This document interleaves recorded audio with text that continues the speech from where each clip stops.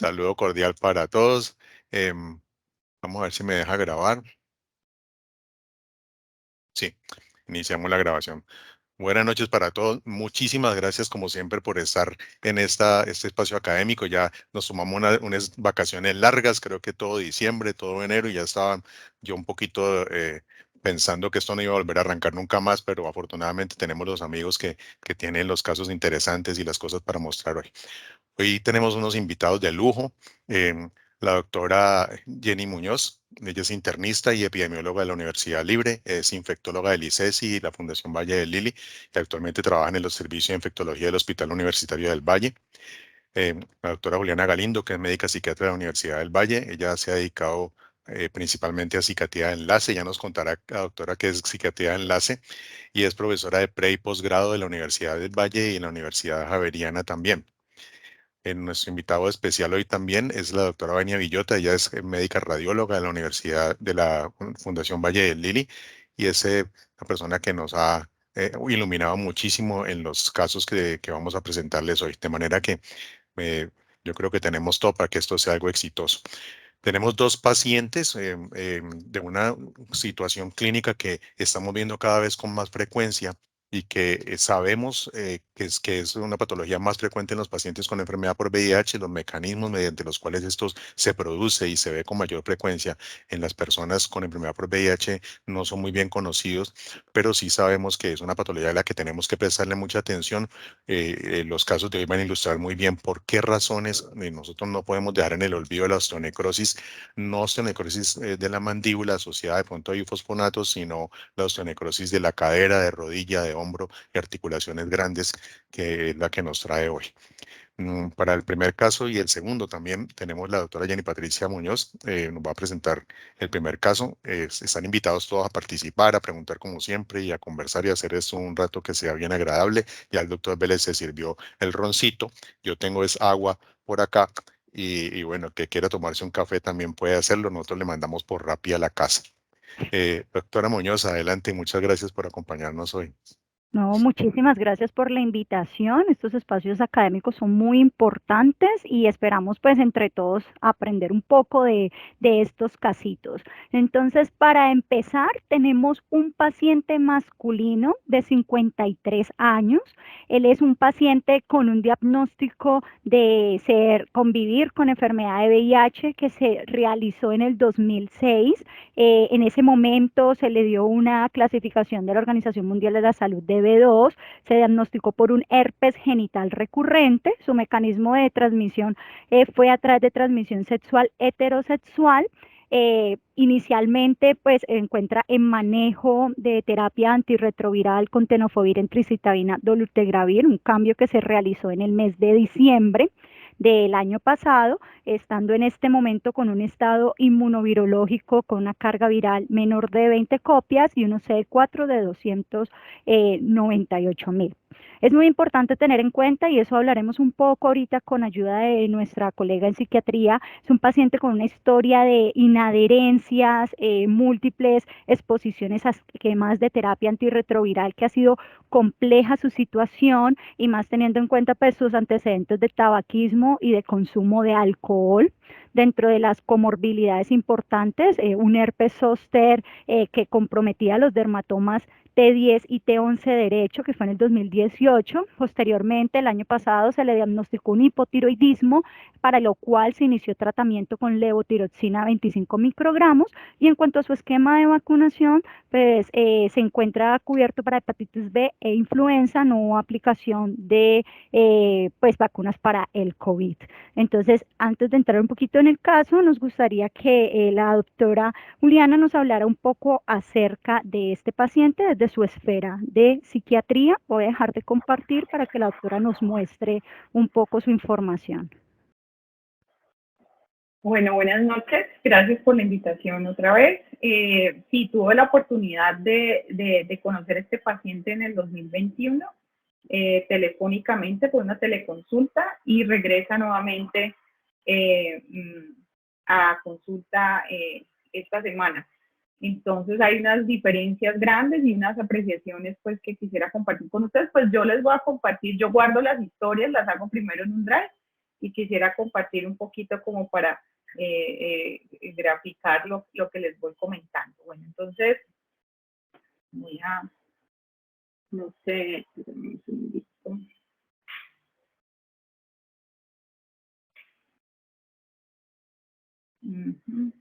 No sé cómo, no, creo que no.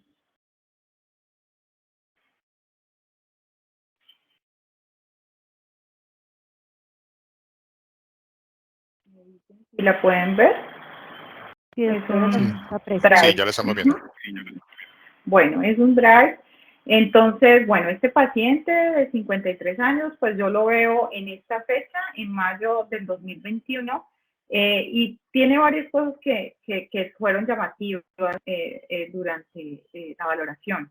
Lo primero es, pues, el negativismo frente a la adherencia al tratamiento, o sea, tampoco había una intención. A veces los pacientes, en un gesto de empatía, le decía yo, al doctor Lenis, con el terapeuta le dicen a uno unas excusas, que se entiende que son excusas y que no sabían bien, que se comprometen y esto, pero uno percibe pues que no hay una verdadera como intención de hacerlo. Eso lo podemos hacer todos los seres humanos, el leer el discurso del otro, qué tan genuino puede llegar a ser. Lo que hacemos los psiquiatras es eso mismo que todos pueden hacer, pero tratar de ponerlo en términos clínicos, médicos o legales, pues hágame el favor, que ya es bien complicado poner ese tipo de percepciones. Entonces, bueno, este paciente me dice que él no ha tenido antecedentes de enfermedad mental, niega cualquier síntoma afectivo. Cuando yo lo voy a llamar, pues yo veo que él tiene una carga viral y supongo que la valoración por psiquiatría tiene ese enfoque de ver por qué no es adherente y tratar.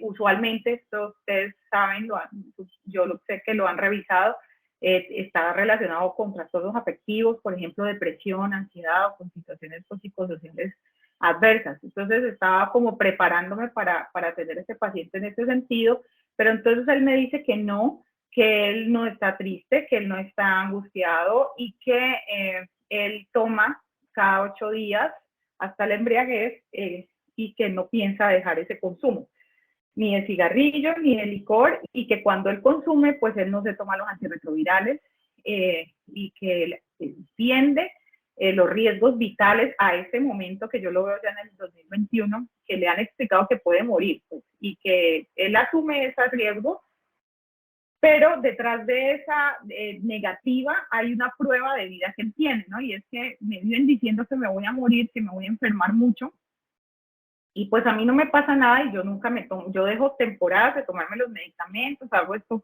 de exactamente la manera que me dicen que no lo haga y no me ha pasado nada grave. Esa es como su justificación. Es muy difícil lidiar contra esa experiencia, ¿sí? A través de, pues, tratar de que un paciente genere conciencia de eso. Es tal, digamos, la situación del paciente que recuerdo que entonces hago un mini mental. Por acá está, empiezo a pensar que si es el paciente que de pronto no, aquí está el análisis después del 2021, que si será que tiene un problema cognitivo, porque cuando uno habla con él hay una sensación de vacío, como que uno siente que no sabe si le está entendiendo. Es un paciente que tiene entonces un mini mental pues adaptado a que fue telefónico, o sea, la parte que tendría que escribir. Lo que estoy evaluando aquí es un examen sencillo, avalado en todo el mundo, para evaluar cognición. Es decir, si este paciente tiene algún problema cognitivo que le impide entender la situación, y pues sale perfecto, lo responde muy bien. De hecho, en una escala de funcionamiento global, sale con 81, es decir, hay síntomas ausentes o mínimos, buena actividad en todas las áreas. El sujeto evaluado se muestra interesado e implicado en una amplia gama de actividades, es socialmente eficaz, generalmente satisfecho de su vida, sin más preocupaciones o problemas que los cotidianos. Por ejemplo, una discusión ocasional con miembros de la familia. No, bueno, entonces, ¿qué es lo que, cómo orienta uno a este paciente? Pues lo primero es saber si la adherencia tiene algún problema, es decir, él puede decidir o no sobre la toma de su medicación, o vamos a necesitar el apoyo de un familiar. Y lo que uno mira básicamente, hay síntomas psicóticos, claramente el paciente no los tiene, hay algún problema cognitivo, claramente el paciente no lo tiene, y si hay un nivel educativo o algún problema cultural de comunicación, ¿sí? Digamos, con el servicio médico, que le impida a él comprender todas las recomendaciones que se le dan, pues nada de eso existe. ¿Sí? El paciente no presenta síntomas psicóticos, alteraciones cognitivas, preexistencias de patologías mentales o un nivel educativo que le impidan entender el proceso de los riesgos de la falta de herencia. No está psicótico, es decir, entiende la diferencia entre lo real y la fantasía, ¿sí? Y puede decidir entonces, si ya tiene un juicio de realidad sin compromiso, sobre lo que él quiere. Yo traté uno de los diagnósticos sobre lo que él quiere hacer o no hacer. Él puede decir, no necesitamos apoyo de nadie, es completamente autónomo para eso. Mirar por la dependencia al licor y al cigarrillo, a ver si él quería hacer un proceso de deshabituación, que empezáramos a enamorar. Él dice definitivamente, no, doctora, no pierda su tiempo, yo no lo voy a dejar de hacer. Bueno, eso es 2021 mayo, cuando lo vuelvo a llamar, lo tengo nuevamente agendado, me llama muchísimo la atención este paciente indetectable, porque yo había visto una larga historia de un paciente no adherente, entonces yo digo, ¿qué habrá pasado con ese paciente? Pensé, lo usual, que las personas adquieren experiencias después de que pasan por un proceso de enfermedad y dicen como que sí me iba a pasar algo malo. Efectivamente, pues él llega y me cuenta pues que está enfermo, que tiene un problema de una necrosis de cadera bilateral y que eso hace que él se tiene que tomar su medicación para poder que lo operen. Pero persiste en decir cosas, por ejemplo, como que se le ha informado que su problema de cadera no tiene que ver con el VIH. Y que pues él lo que necesita es que lo operen rápido, y cuando uno le explica la necesidad de que él esté bien de salud, pues para poder llegar a unas cirugías tan grandes como me imagino las que le tendrán que hacer, es como si le estuviera usted hablando por primera vez, que necesita estar con su carga viral indetectable, las complicaciones que pueden ocurrir. Bueno, entonces básicamente también encuentro que no hay síntomas, que ahorita sí hay síntomas afectivos. Tiene irritabilidad, ansiedad, tristeza, insomnio, todo asociado a dolor. Entonces, digamos que este paciente, en resumen, lo que hace que sea adherente, lo que hace que esté más receptivo y colaborador y que por fin hable de su sintomatología emocional es el dolor. ¿Sí? Encuentro también pues que se ha separado básicamente recientemente, pues hace 4 años, su compañera estuvo con él desde el 2006, o sea, hasta hace poco está viviendo con una tía, no puede trabajar por el dolor en la cadera. Entonces, es un paciente que necesitó pasar por esta experiencia para poder empezar a hacer adherente a su tratamiento. La pregunta es, la siguiente pregunta, yo lo formulo, ¿acepta la formulación? Lo que básicamente basado en síntomas. Entonces, y ya una depresión pues por dolor. Entonces, pregabalina, duloxetina y trazodona, pues todo enfocado en manejo del sueño, que me dice que no duerme, pasa en blanco, y manejo del control de impulsos, las emociones, la tristeza, la irritabilidad, y que tenga impacto sobre el dolor. La pregabalina y la duloxetina podrían ser ayudantes al manejo del dolor de este paciente. Entonces, muy receptivo a esto, al tratamiento. Entonces, la pregunta siguiente que uno se hace es si este paciente, después de que sea operado, por ejemplo, en el caso en el que él, ya voy a dejar de compartir, creo que ahí dejo de compartir, ¿sí? Bueno, en el caso que se ha operado y esto, ¿qué sigue con este paciente? Porque básicamente el problema nos lleva a algo. Tenemos un comportamiento muy disruptivo, es decir, un paciente que no tiene una enfermedad mental grave, pero las consecuencias son como si la tuviera. Usted tiene un comportamiento muy disruptivo al punto que viaja en el límite de la muerte y la vida con una tranquilidad, pero usted ve su examen mental normal, pero las pruebas neuropsicológicas están normales, pero no hay un problema cognitivo. Entonces eso todo nos lleva hacia la personalidad. Hay elementos en la personalidad de esta persona que no son adaptativos y son de los que él hace uso en momentos de estrés, que son básicamente la falta de introspección. A mí, doctora, me impresionó mucho verlo el fin de semana pasado, que está tranquilo, o sea, el tipo está que no puede caminar en muletas con el dolor, lo ve uno pues con esa tal dificultad tan terrible para moverse y todo, pero es como si estuviera en Disney World. El hombre no le ve a uno preocupación alguna, o no se percibe preocupado. Sí. Entonces hay un mecanismo de defensa por excelencia que es la negación, ¿no? Como ojos que no ven, corazón que no se... O sea, el problema de este señor, lo cual hace que sea más grave, es la personalidad. Porque son elementos de su personalidad los que no permiten acceder a él y a que comprenda la situación. Entonces uno dice, bueno, el señor hace negación como lo hacemos todos para evitar dolor, para evitar sentirse mal, para evitar asumir responsabilidades, para poder continuar. Él niega lo que está pasando y sigue adelante. No lo ve, no es, la negación es, puede tener un gran componente en su mayoría, o si no es todo inconsciente, o sea, uno no dice, ay, voy a negar lo que está pasando, simplemente uno no lo ve, por más que lo tenga enfrente, uno no lo ve. Y pues él tiene ciertas pruebas en que él nunca se ha visto pues realmente muy enfermo hasta ahora para como que le pruebe que realmente ocurre otra cosa. Entonces, este paciente tiene una pobre capacidad de introspección, de entender su realidad, y ahorita tiene dolor, y el dolor hace que él se refugie en una buena herencia, que acepte lo que se le ofrece. Entonces la pregunta es, bueno, si él, no sé, ya eso, pues estoy pensando entenderlo muy bien a través de lo que ustedes me cuenten aquí, cuáles son las posibilidades de este paciente después de que lo operen, todo eso, ¿qué va a pasar con él? ¿Sí? Porque creo que vamos a volver a viajar a lo que la historia cuenta de este señor es que él va a volver a viajar a no tomarse nada. ¿Sí? Y inclusive llegar, él está completamente tranquilo, esa tranquilidad le da la inconsciencia no nos cree del todo. Inclusive él a veces me dice, cuando llego y le digo, pero está indetectable, como tratando de hacer el reforzamiento positivo, él me dice ahí que es bien llamativo, me dice, pero yo igual no me tomo esos medicamentos, igual sigo tomando y bebiendo. Me llama mucho la atención y lo deja uno como desarmado, ¿no? Después él me dice, no, pues que es mentira, ¿no? Que él sí se está tomando porque sabe lo que tiene que hacer, pero es como probándolo a uno, ¿no? Como si será que estos están tan convencidos de que él todavía no cree que realmente esto tenga relación con su VIH, que él inclusive tenga la misma enfermedad. Entonces, este problema de introspección, porque cuando el problema es lo que la mayoría de los pacientes tienen en estos casos de pobre adherencia, que es depresión o que es ansiedad, pues eso tiene tratamiento. Y los pacientes estando en un mejor estado emocional toman mejores decisiones.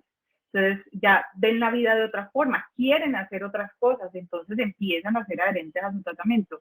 Eso podría pasar, pero en un paciente que realmente su manera de protegerse de su situación adversa es negarla, es no creer, no entender, entonces estamos sí pues frente a una situación muy caótica, ¿no? Entonces el dolor en este caso es el aliado, pues el señor tiene dolor y mucha limitación funcional, y eso ha hecho que él sea adherente y que pues acepte todas las recomendaciones, pues por ahora. En el momento que esa situación dolorosa de pronto mejore, pues digamos que tendríamos que revisar a ver qué pasa, porque lo que dice su historia es que va a volver a estar encarrilado por su senda de que ya pasó el estrés, el momento, y va a volver a no tomarse la medicación.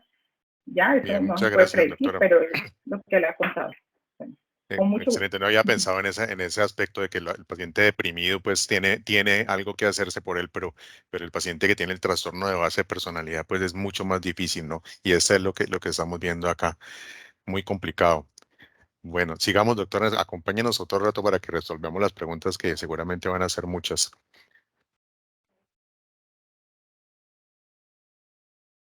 No te escuchamos, doctora Muñoz, el audio.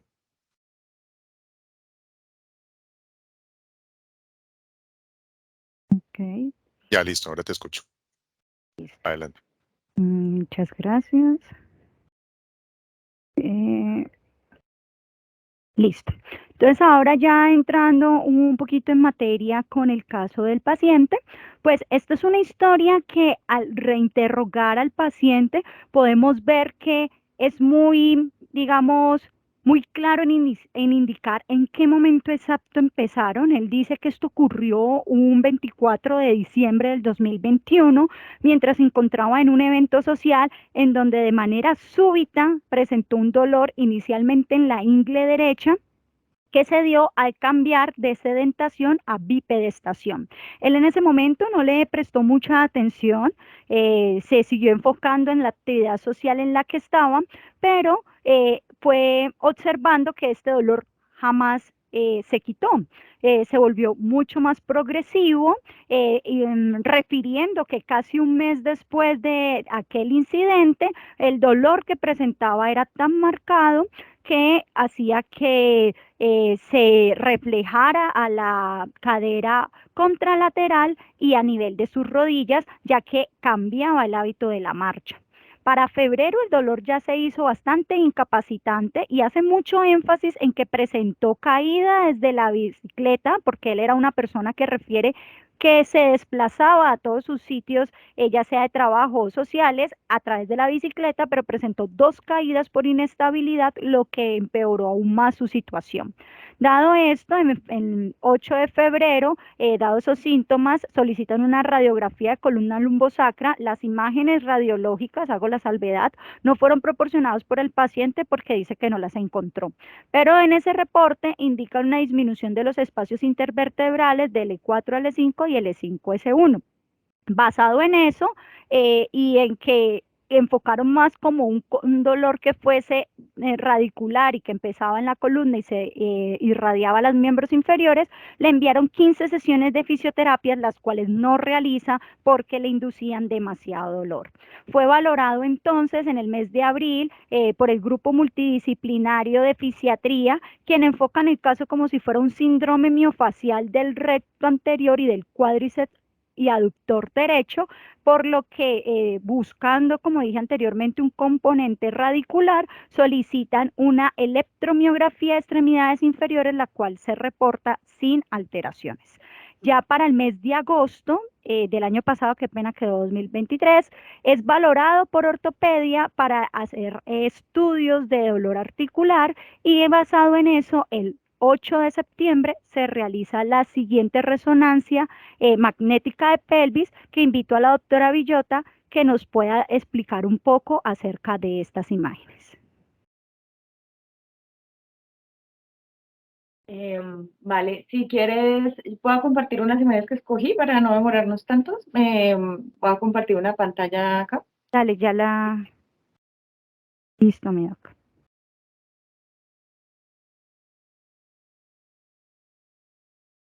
Bueno, ahí están viendo la pantalla, me imagino, ¿sí? Sí, doctora, así es. Bueno, entonces aquí tenemos una resonancia, escogí pues las imágenes más representativas, pues para que fuera un poco más evidente. Estas son 2 secuencias, es una secuencia T1 la primera que tenemos y la segunda es una secuencia T2 con supresión grasa. Lo más llamativo es que si ustedes ven hay una alteración en la intensidad de señal de ambas cabezas femorales.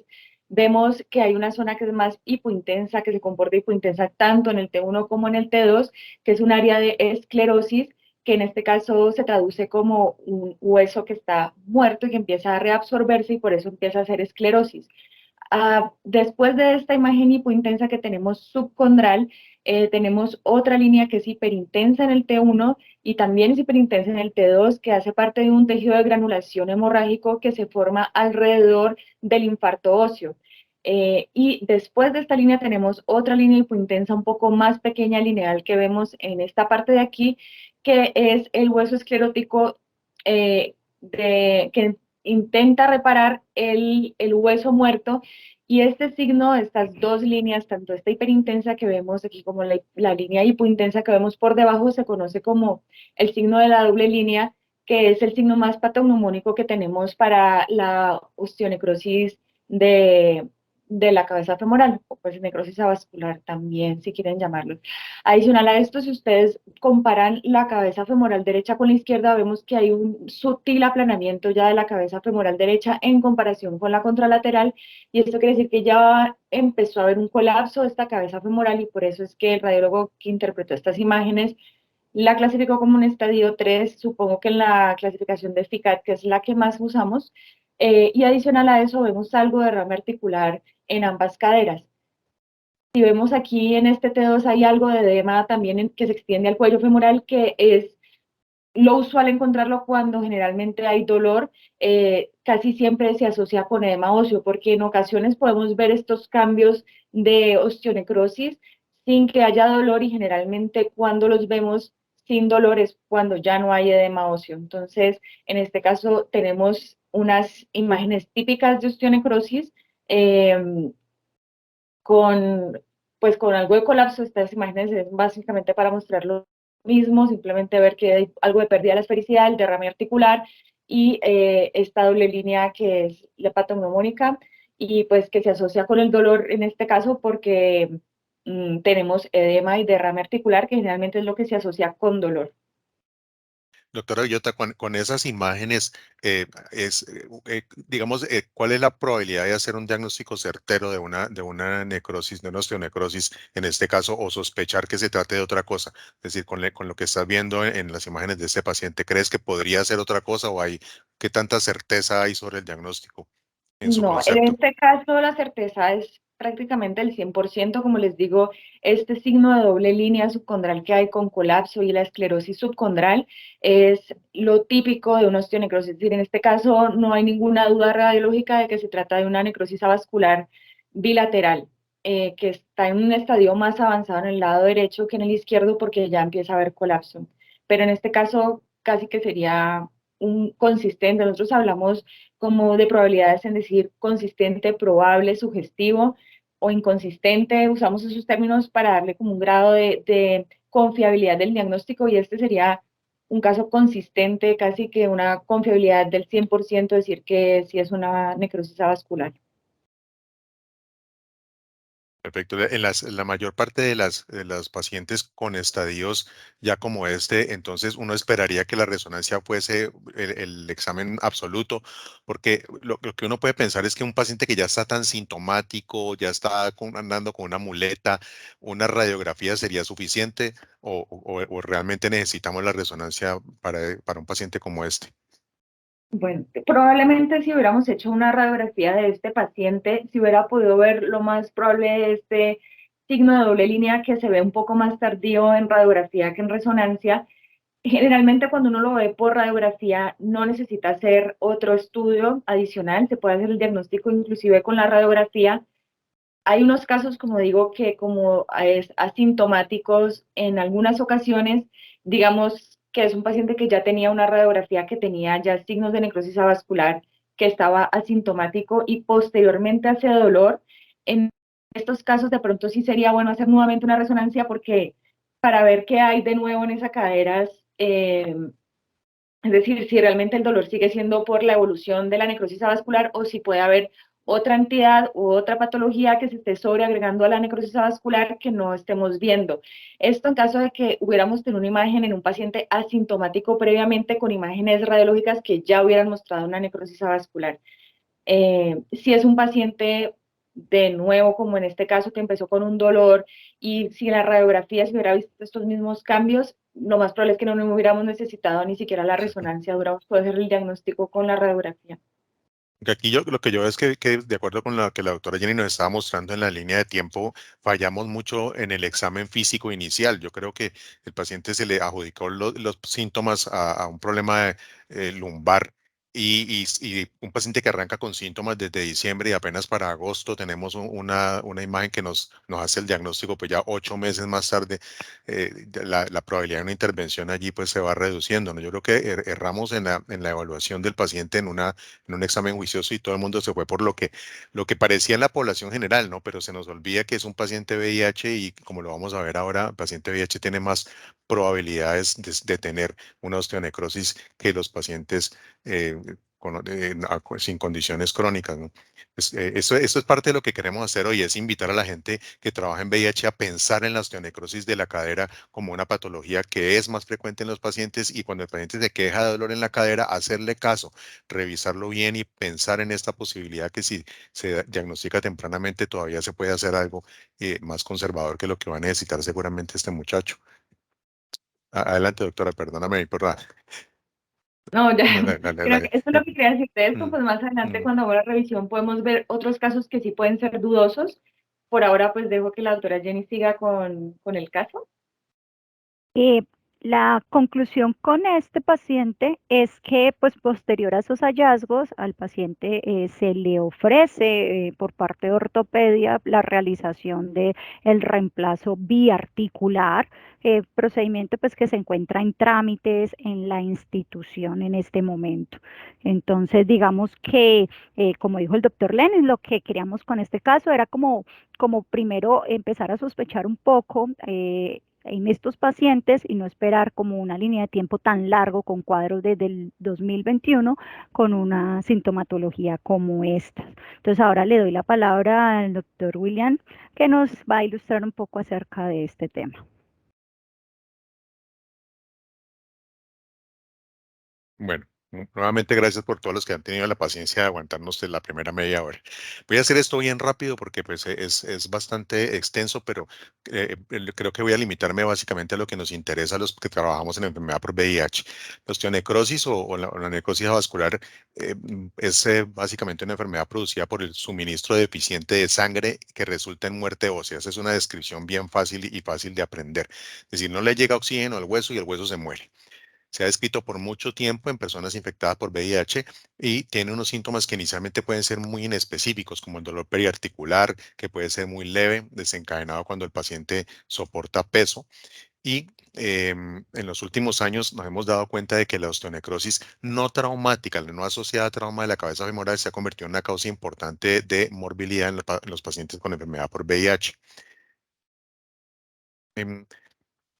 Cuando hablamos de osteonecrosis en pacientes con VIH, se le viene mucho a la mente a las personas la osteonecrosis mandibular, porque la osteonecrosis mandibular la vemos asociada al uso de fármacos de bifosfonatos que se utilizan mucho en estos pacientes que envejecen más rápido que la población general.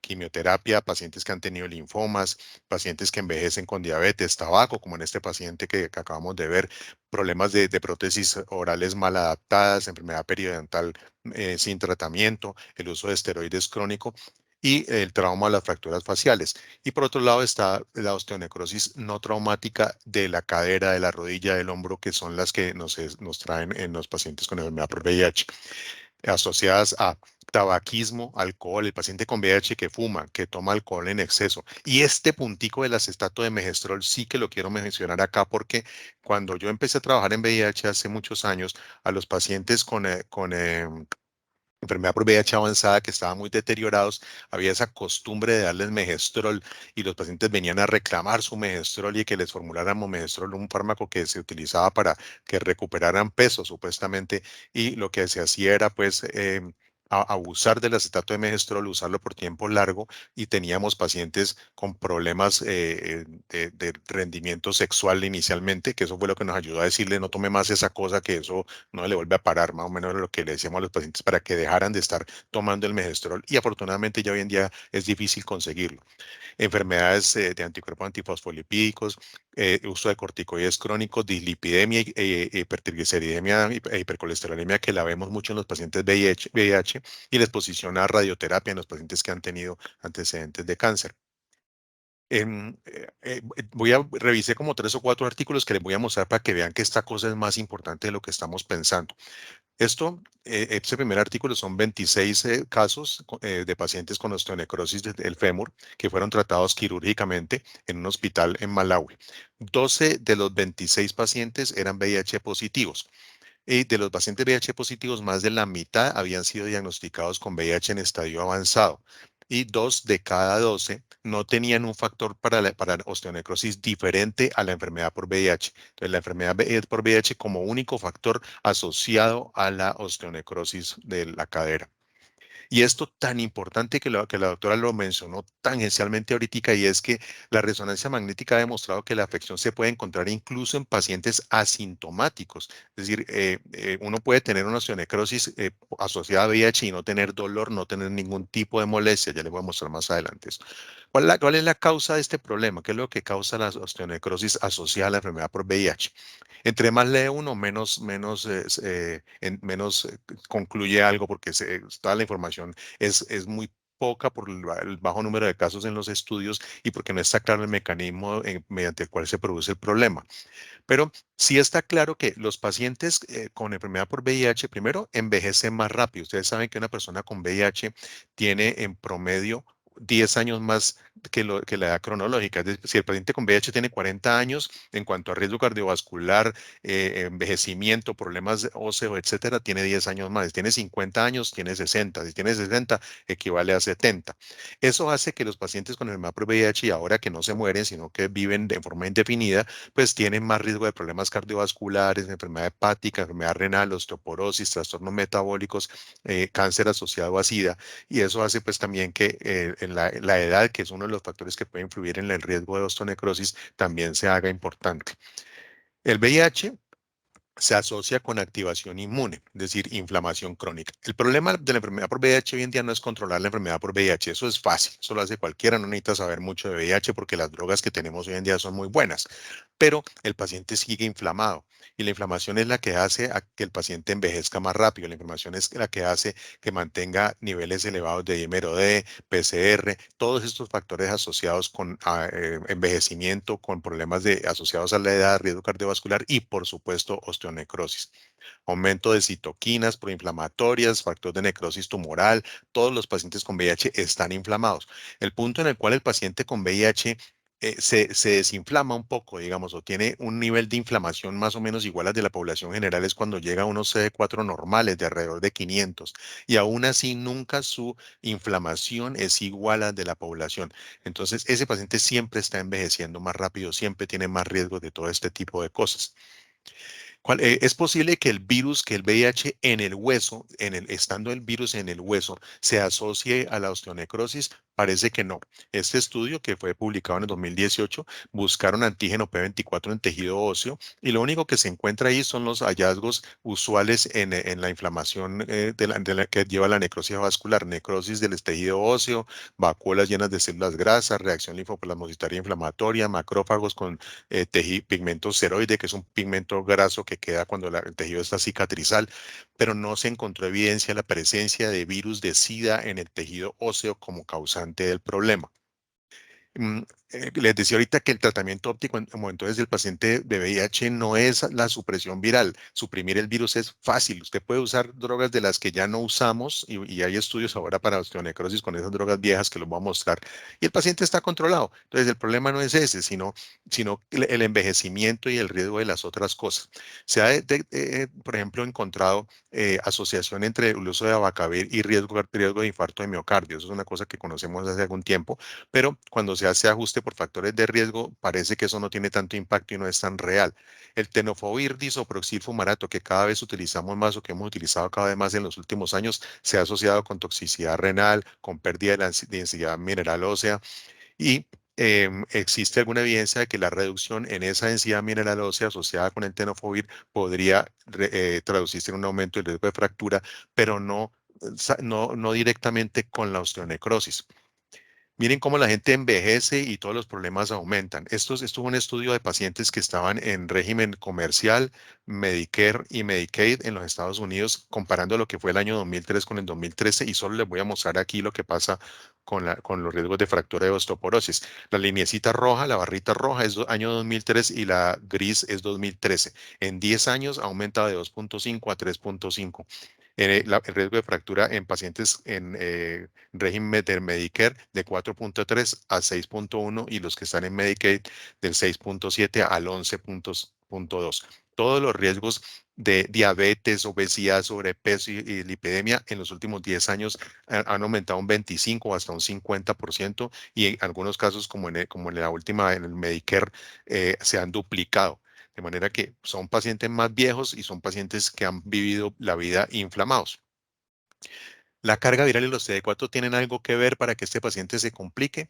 Este estudio publicado en 2017 muestra cómo, pues por un lado, miren la tablita de la izquierda abajo, es más frecuente en la articulación de la cadera, el 80% de los casos, en la glenohumeral, la rodilla 7.5, perdón, el hombro, en la rodilla 4.7 y en el tobillo también 4.7. Entonces no es una enfermedad exclusiva de la cadera, sino que también se presenta en otras articulaciones grandes.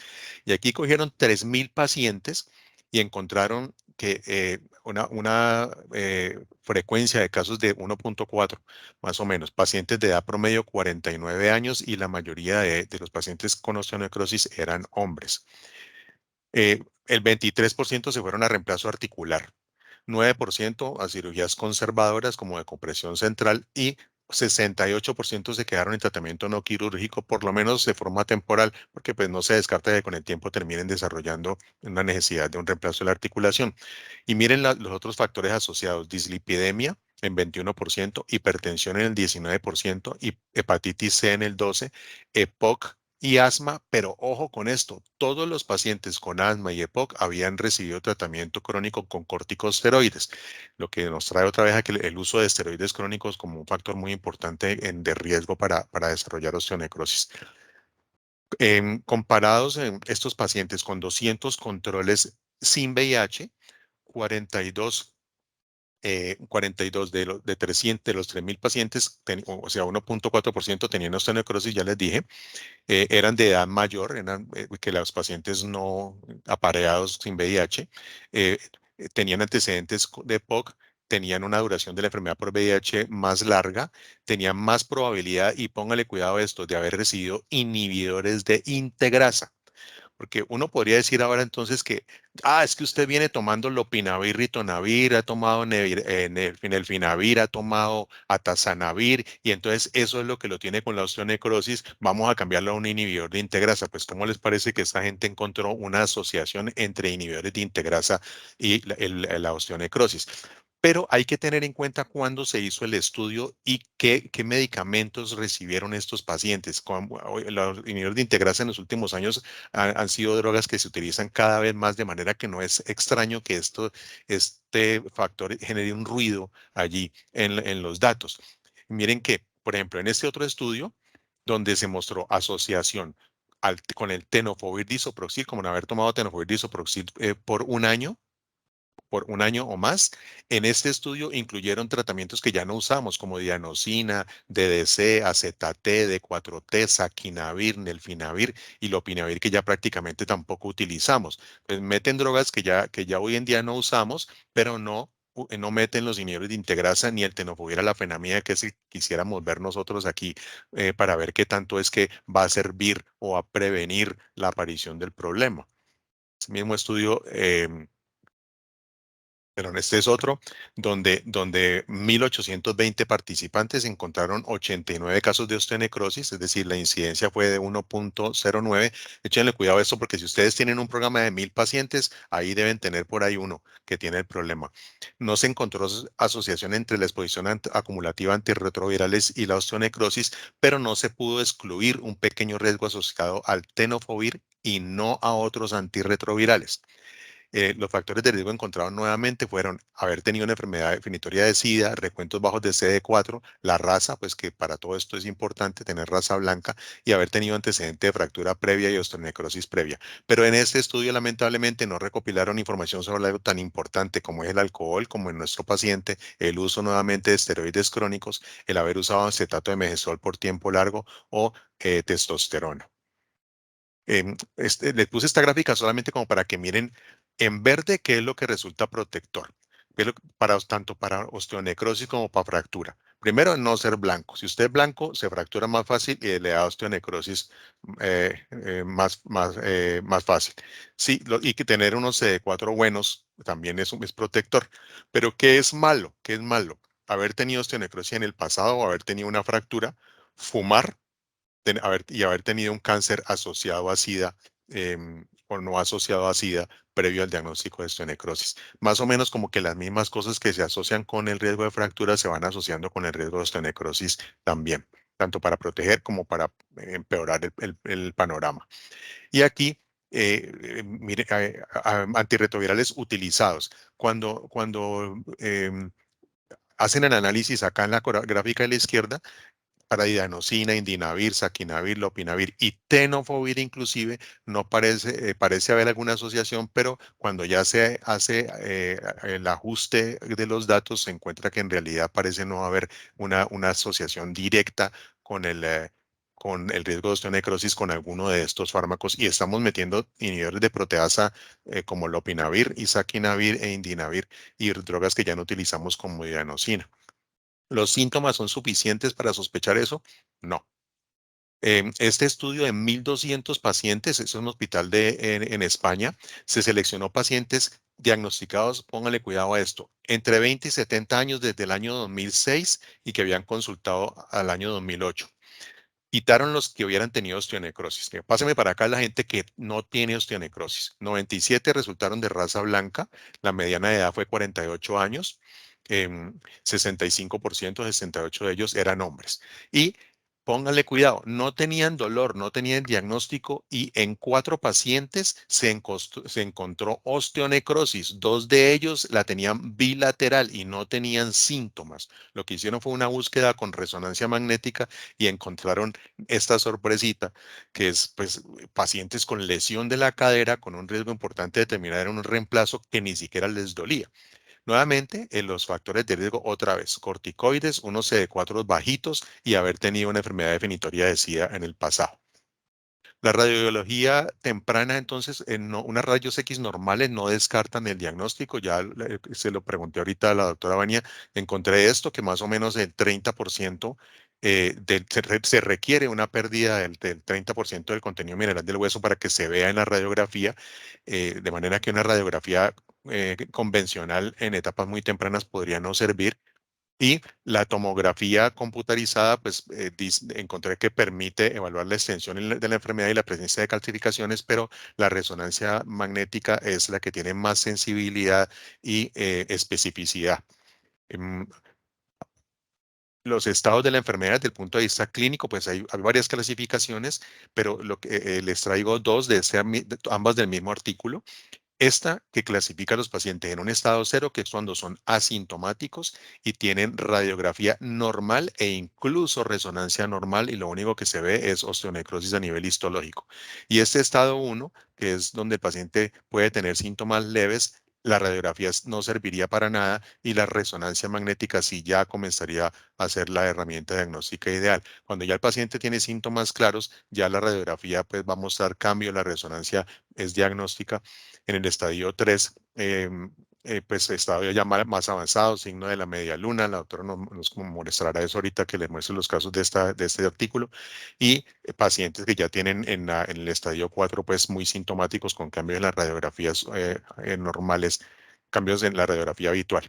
Y esta clasificación de FICAT que lo mostró, la mencionó la doctora ahora, básicamente va a lo mismo. El paciente que preclínico, es decir, que no tiene molestias, no tiene hallazgos radiológicos en las imágenes normales ni en la resonancia, pero cuando el paciente tiene dolor, inicialmente la radiografía puede ser normal o con leve osteopenia y es la resonancia magnética la que nos va a mostrar los cambios diagnósticos.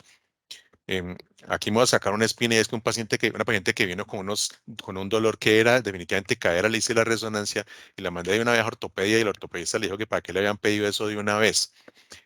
Pues yo creo que esto soporta más que de sobra el haberse ido a la resonancia magnética de una vez porque la paciente tenía síntomas muy, muy iniciales de la cadera, sigue con dolor y todavía no saben qué tiene, pero por lo menos yo pasé el examen pidiéndole la resonancia magnética.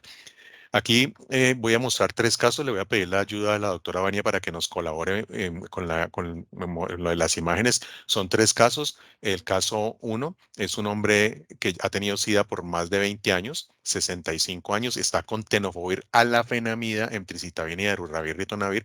El caso es una señora de 56 años que tiene más de 20 años también con VIH no adherente, también está con tenofovir, alafenamida, emtricitabina, el vitegravir, cobicistat, es decir, está tomando gemboya. Y el caso 3 es una mujer de 54 años, fumadora, que está con Dovato, con dolutegravir, lamivudina. Aquí tenemos 3 casos que están con los medicamentos que hoy en día uno diría, esa es una droga buena para darle a un paciente que tenga algún problema de esto, en que yo piense que tiene un riesgo de desarrollar un problema como estos de osteonecrosis.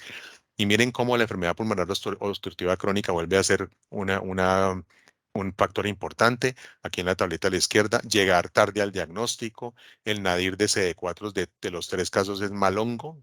Quizá el caso 3 tiene 190, pues que también es malo.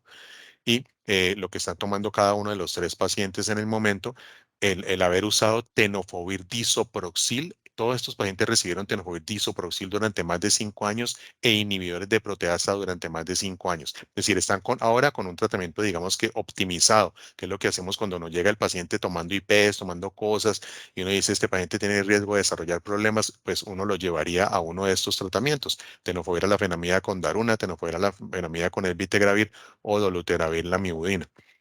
En el primer caso, doctora Vania, no sé si quieres comentar acá, es lo que puse acá es la descripción que aparece en el artículo. Si quieres puedes pedir el control de la charla arriba. Dice solicitar control y puedes así usar el puntero para que nos muestre las alteraciones que se ven allí. Mm, Arriba Bueno, dice solicitar el control, algo así te debe decir arriba, con alguna opción por ahí. bueno, sí, ¿No? sí lo encuentro. Ya, Mm, si no, yo creo que yo te lo puedo dar acá, vamos a ver. Sí, aquí donde estoy. Pero si me lo puedes compartir al que aparece con la fundación, no el que se trae con mi nombre. Se debe Para, con... estoy conectada con dos pantallas. aquí, al que dice monitor invitado, ya. Sí. Mira a ver si te lo deja mover o no. No sé, ¿están viendo algo? ¿Ven un cursor en la cabeza femoral de pronto o no? No, señora. Sí, A ya, pero ver, ahí sí estás sobre el texto. Estás sobre el texto. Porque sí está oh, moviendo tu cursor ya. Ah, no, yo creo que entonces te no, compartí la que no era. Déjame ver, a ver qué. sí, creo que ese no es. ¿Con cuál estás? ¿Usuario genérico será este? Debe ser. A ver, dale a ver si es Ese es un ese. logo. Ese, que dice, ese Sí, sí es. ya. Perfecto, perfecto. Ahí todos la Bueno, estamos entonces, viendo ya. ok. Aquí pues vemos una radiografía anteroposterior de cadera.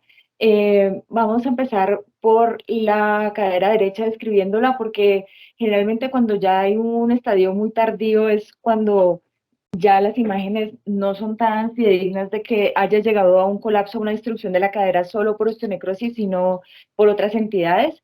Pero teniendo aquí una cadera que está en otro estadio de la enfermedad, podemos suponer que la izquierda va a ser una secuela de esto. Entonces, si ustedes ven, si intentamos recordar la imagen que teníamos de la resonancia, aquí no vemos tan claro una doble línea porque el tejido de granulación generalmente no se ve, pero si ustedes ven aquí, ven este halo que es un poquito más esclerótico que tenemos en la base de la cabeza femoral que haría parte del signo de la media luna. Media luna, pues porque tiene una morfología cóncava hacia abajo, que también es algo típico en radiografía para la necrosis avascular. Si ustedes ven aquí, alcanza a ver también en el hueso subcondral hay una mayor esclerosis, que esto también se, pues como que se relaciona con los hallazgos que hemos visto por resonancia del hueso necrótico subcondral, que es el que empieza, por decirlo, a morir y empieza a ponerse más esclerótico. Y esta línea que es radiolúcida entre la parte esclerótica subcondral y la línea de semiluna cóncava que tenemos abajo sería pues ese tejido de granulación que vimos en la resonancia. No sé si quedó claro, lo bueno de este, si ven aquí la esfericidad de la cabeza femoral aún está conservada, es decir, esto todavía no ha colapsado, aunque si ahorita pues miramos en la clasificación, el hecho de ver esta imagen en semiluna ya sería un estadio 3, es decir, tiene el mismo riesgo de colapso que un estadio 3 que ya tenga una fractura subcondral. Ahora, en la cadera izquierda lo que vemos es una completa destrucción ya del hueso subcondral, aquí aparecen quistes y empezamos a ver que ya hay cambios también en el acetábulo. Si ustedes ven el acetábulo derecho se ve liso, se ve bonito, es un acetábulo que aún no ha pasado nada y el espacio articular, si lo ven aquí que se está en línea radiolúcida entre el acetábulo y la cabeza femoral está conservado. Esto es muy importante para poder hacer una diferenciación. Hay veces con osteoartrosis, perdón, que pueden haber algunos cambios en el hueso subcondral, pero el hecho de que esté preservado el espacio articular mucho más tiempo en la necrosis vascular hace que sea para nosotros muy útil para saber si son cambios por osteoartrosis o realmente son cambios por necrosis vascular.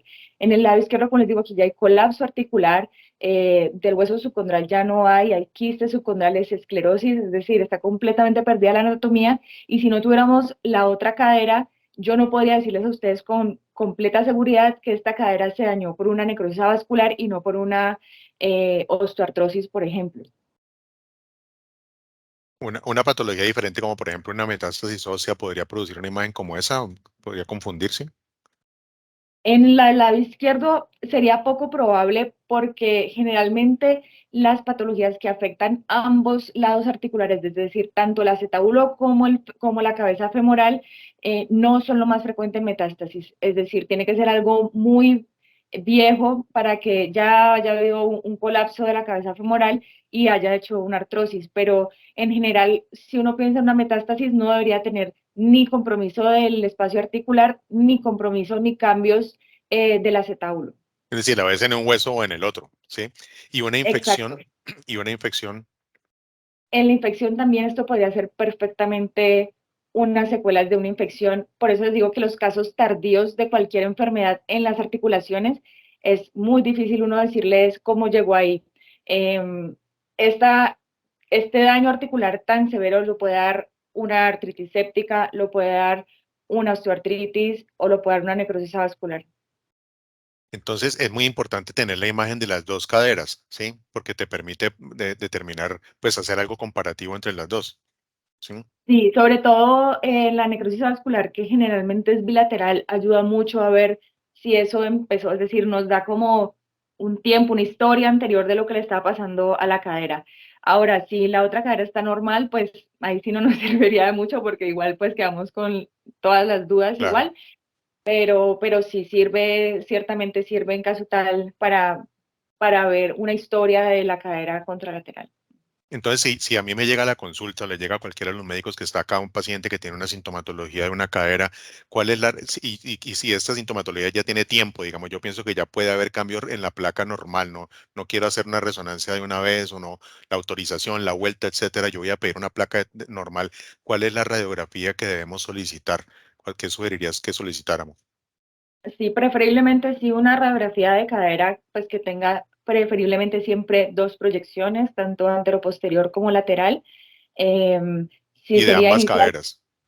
y de ambas caderas, así es. Ese sería el examen inicial. Si el paciente ya está muy sintomático, pues porque si el paciente lleva poco tiempo con lo que vimos, pues la radiografía probablemente no muestre nada, ¿no? ¿Se podría pasar por la radiografía necesariamente o quedaría como a criterio del clínico si va a la resonancia de una vez o pide primero una placa? Pues yo creo que eso ya queda como dependiendo de qué tan fuerte es la sintomatología. Sí, casi siempre uno empieza por la radiografía porque es mucho más costo efectiva. Como les digo, si ustedes tienen una radiografía y ya se ven signos de necrosis vascular, lo más probable es que se ahorren la resonancia. Eh, pues que en términos de nuestro sistema de salud de pronto sigue siendo igual beneficioso primero pedir la radiografía para ver si se salva de la resonancia, pero si es una evolución temprana y la radiografía está normal, pues no nos podemos quedar tranquilos con eso. Igual sabemos que el siguiente paso sí va a ser pedir una resonancia así la radiografía esté normal. Y muchas gracias, doctor. Terminar acá, entonces, bueno, este es el otro caso, que es el caso de la señora tiene 56 años, este es de la rodilla. Si nos ayudas un poquito acá. Esta paciente está con Gemboya, con tenofovir, alafenamida, entricitabina, del vitegravir, covicistat, que es un tratamiento al que lo hubiéramos llevado si llega la señora, pues, posmenopáusica, 56 años, con una densitometría ósea maluca. Uno puede decir, bueno, esta paciente pongámosla en Gemboya, e independiente de su historia previa, puede estar bien controlada y aparece con este problema. Cuéntanos un poquito de qué se ve en la imagen allí, doctora, por Bueno, aquí favor. quisiera también aclarar un poquito algunos términos que usamos en radiología. Nosotros usamos indistintamente varios términos como necrosis vascular, osteonecrosis, y otro término que usamos es infartos óseos. Realmente todo se puede abarcar dentro del término osteonecrosis porque realmente es un tejido óseo muerto que estamos viendo. Dejamos el término necrosis avascular para el hueso subcondral, como lo vimos en cadera, que preferimos usar ese término necrosis avascular. Y en este caso, si ustedes ven el problema, la osteonecrosis en estos casos de rodilla, pero no les muestro, no están en el hueso subcondral la mayoría, están en la metáfisis y casi que extendiéndose a la diáfisis. Estos también son imágenes típicas de infartos óseos. En este caso, preferimos usar el término infartos óseos cuando no estamos hablando del hueso subcondral. Y en este caso que también tenemos unas imágenes patognomónicas, que son estas imágenes geográficas que están, como su nombre lo dice, parece un mapa porque está delineado por una línea esclerótica y no está haciendo ensanchamiento del hueso, no está produciendo reacción perióstica ni tiene edema de los tejidos blandos alrededor. Estas son las imágenes típicas de infartos óseos que generalmente se dan cerca a las metáfisis, tanto en los fémures como en la tibia. En este caso vemos que ya hay algo como de cicatrización. En ocasiones ese hueso que se infartó se puede reabsorber y empiezan a quedar estas bandas escleróticas que vemos con las mismas características, sin reacción perióstica ni edema en los tejidos blandos, y por eso sabemos que esto no son metástasis ni otro tipo de lesión ósea, sino claramente infartos óseos. Es curioso que en esa rodilla no se ve compromiso tanto de la articulación como en las caderas, ¿no? ¿Hay alguna razón para eso? Hay unas zonas de hueso que tienden a ser más avasculares. Generalmente la rodilla tiene unas ramas geniculadas que tienen una mejor perfusión del hueso subcondral y empieza a haber una área como más susceptible a isquemia, que es la región metafisiaria en las rodillas. A diferencia de la cadera, donde nosotros tenemos una buena perfusión del cuello femoral por medio de las arterias circunflejas, y las ramas distales que llegan a la cabeza femoral son ramas distales de esas circunflejas que son más pequeñas y por eso es más propenso a hacer una necrosis subcondral en la cadera, a diferencia de las rodillas, que es más frecuente hacer infartos óseos en la región metafisiaria. Entonces la osteonecrosis, la lesión depende de qué tan vascularizada esté la zona del hueso. Ahí va a haber más daño dependiendo, es algo muy lógico, ¿no? Con lo que nos estás contando. Si la circulación del hueso es buena allí, pues la probabilidad de que pase algo en ese sitio es menor. Pero si la circulación es malanga y el paciente está viejo, tiene todos estos líos, pues la probabilidad de que se lesione en esa zona es mayor. Muy interesante. Y el tercer, Exactamente. esta es la misma paciente.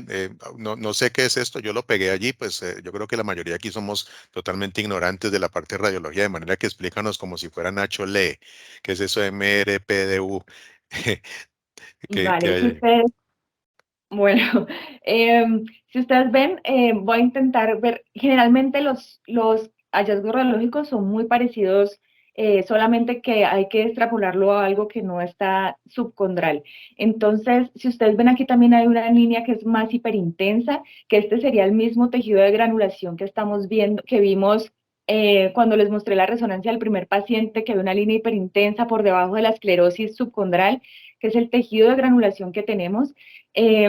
Aquí no es muy claro, no se alcanza muy bien porque no tenemos un T1, pero teóricamente por encima o rodeando a este halo hiperintenso, si tuviéramos un T1, veríamos una línea esclerótica, es decir, una línea hipointensa en T1, que sería ese hueso esclerótico tratando de reparar ese infarto óseo, y todo lo que tenemos central, que sería esta parte hipointensa central, que realmente es médula ósea grasa, pero que en este punto no estaría vascularizado.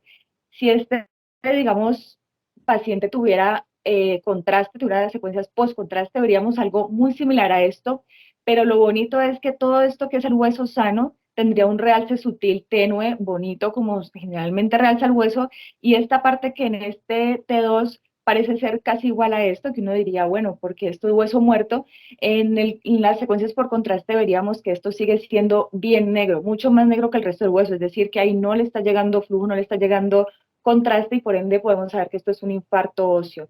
Igual esta imagen geográfica hiperintensa que está alrededor para nosotros es típica y por lo tanto en estos casos no es tan necesario pedir, digamos, contraste para hacer este diagnóstico. Doctora, muchas gracias.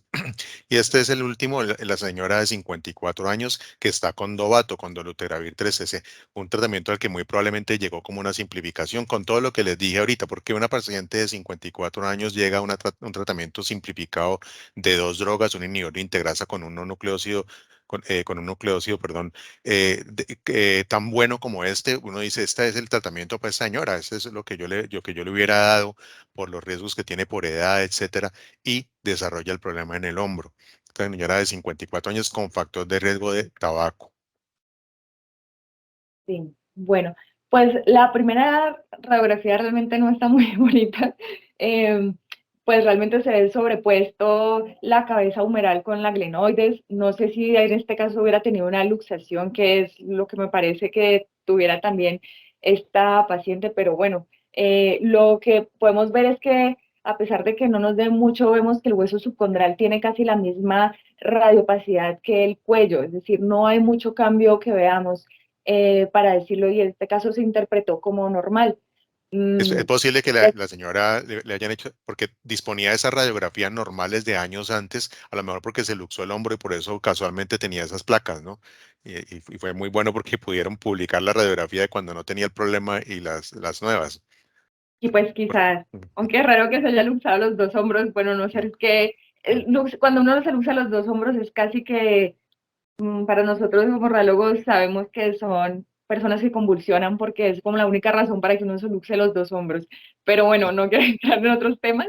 Eh, Ahora tenemos, bueno, años después le hicieron, supongo que esta resonancia, en donde ya ustedes, con lo que les he explicado, espero que vean perfectamente cómo aquí hay un tejido de menor intensidad, que sería el tejido de granulación, tratando de reparar este hueso que está infartado, y esta línea esclerótica que vemos acá del hueso que está reteniendo ese tejido de granulación, que es la línea hipointensa, es decir, la doble línea que ya les había mencionado anteriormente.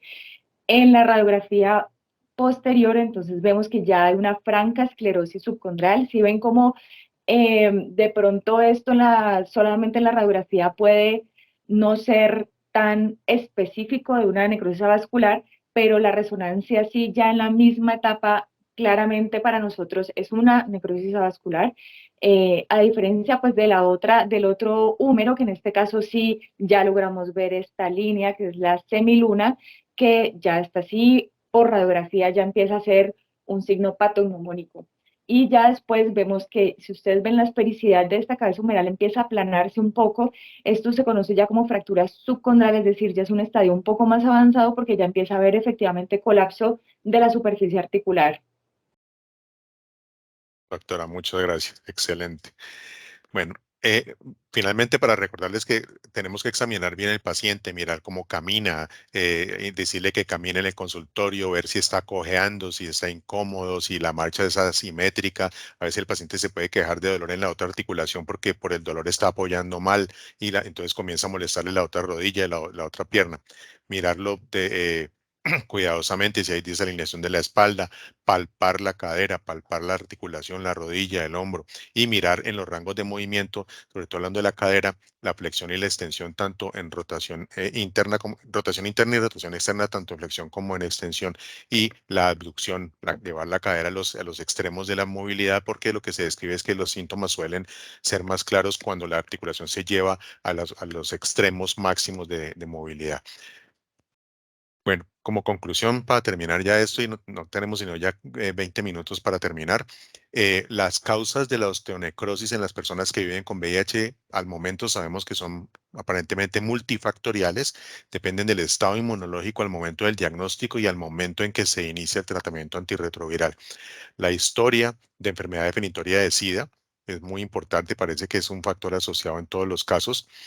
Otros factores como trauma, tabaco, uso de esteroides crónicos, hormonas, el acetato de megestrol al que hablábamos, posiblemente está asociada a la inflamación crónica de la enfermedad por VIH, que es el problema que enfrentamos ahora, no el control virológico. Controlar el virus es muy fácil, pero la inflamación crónica no. No está claro al momento, por lo menos en este momento, que haya una clase específica de antirretrovirales que esté asociada. Pero sí, los estudios que hay pues orientan a que hay que poner cuidado en pacientes que hayan recibido por muchos años inhibidores de proteasa y tenofovir disoproxil sin decir necesariamente que haya una asociación directa. Es necesario mantener la sospecha ante síntomas de hombros y rodilla y principalmente de la cadera, porque se presenta en la cadera con mayor frecuencia, como les mostré ahora, pero también en estos dos casos que les acabo de mostrar de este artículo, con la colaboración de la doctora Vania, en el hombro y la rodilla también. Y terminamos y vamos entonces con el segundo caso, que es más, va a ser más ilustrativo sobre un caso muy interesante que nos llegó también a la consulta en días pasados. Adelante, doctora Muñoz, con el último caso. Este paciente, creo que la doctora Galindo no lo conoce, pero es un paciente, yo no sé, doctora Galindo, creo que no has tenido oportunidad de ver este muchacho, ¿cierto? El otro de la cadera, porque él no ha pasado por allá. Ha sido un paciente difícil, que lo he visto desde diciembre más o menos. Es un paciente que impresiona como con un retardo, yo creo. Ha sido muy difícil que él se apersone del problema. Está preocupado por su estado. Es un paciente que se toma la droga y todo, pero le pedimos los exámenes y ante la posibilidad de que necesitase una cirugía de cadera, el hombre se paniqueó y fue una lucha para que se hicieran las imágenes. Estuvo volteando con las órdenes de las imágenes como desde noviembre hasta hace unas pocas semanas en enero que finalmente se las hizo, no porque no se las autorizaran, sino porque no se las tomaban, no las autorizaba, etcétera. Y volví a la consulta y yo, bueno, ¿y las imágenes qué? Se hizo el examen, fue al ortopedista y lo que me decía era, no, doctor, es que a mí me da miedo que pronto me tengan que operar. Eso era lo que él siempre exteriorizaba en el momento de la consulta. Dale, Jenny. ¿Logra ver la Échale. presentación, doctor? Sí, ya la estamos viendo, sí. Bueno, Discúlpame un momentico, ¿me puedes dar el nombre por WhatsApp y yo busco si de pronto alguna vez? Ya te lo mando. Bueno, este es nuestro último caso. Él es un paciente también masculino. Quiero hacer una salvedad. Utilizamos las imágenes para hacer referencia un poco a la raza. El anterior paciente era raza blanca, en este es una raza negra. Es un paciente de 48 años de edad, cuyo diagnóstico de VIH se llevó a cabo en el 2018 en un estadio B3, actualmente asintomático. El paciente inició tratamiento con tenofovir, emtricitabina, efavirenz, que es el que está tomando actualmente.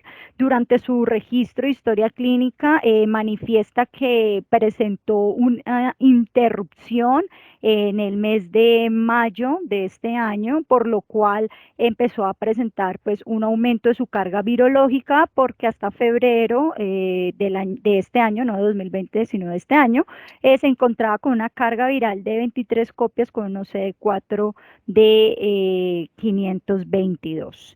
Dato importante con él es que en el 2001 se generó un intento suicida con envenenamiento asociado a una ruptura amorosa que requirió pues de intervención por parte de psiquiatría y hospitalización al respecto. Niega cualquier otro tipo de comorbilidad en cuanto a sus esquemas de vacunación, 4 dosis de COVID, neumococo, hepatitis B e influenza. Se interroga por otros antecedentes, niega alérgicos, quirúrgicos y solo indica un consumo de tabaco y alcohol de forma ocasional que él asocia a eventos sociales cada 15 o cada mes. Él se desempeña como panadero. La historia de él inicia también en noviembre del 2021, pero en este caso, a diferencia del paciente anterior, en donde el dolor fue súbito y asociado a un cambio postural, el paciente indica que esta empezó con una disconfort de manera progresiva a nivel de su cadera izquierda, el cual fue intermitente. Él niega cualquier traumatismo o cualquier situación que se asocie a la presencia del mismo. Ya para enero del 2022, el paciente presenta un mayor compromiso articular, ya la movilidad la nota un poco más disminuida y esto empieza a progresar limitando su actividad laboral. pues está de pie todo el tiempo produciendo el pan en la panadería y eso pues ya le genera un mayor compromiso que por lo presentado el 28 de mayo realizan una radiografía de cadera de la cual sí tenemos imagen y la doctora pues no sé si nos habla en este momento, yo las tengo aquí acerca de qué podemos observar en esta imagen, doctora Villota. Sí, pero si quieres, O déjame sigo con lo... compartirlo.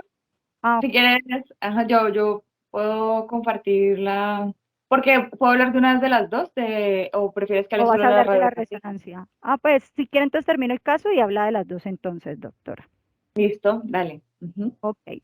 Entonces, dada pues a los hallazgos de la radiografía, en ese momento indica, como muy bien lo indicó el doctor Lenis, se le pues habla de la necesidad de hacer más estudios, de ser enviado con ortopedia para que realice los estudios y posibles intervenciones quirúrgicas.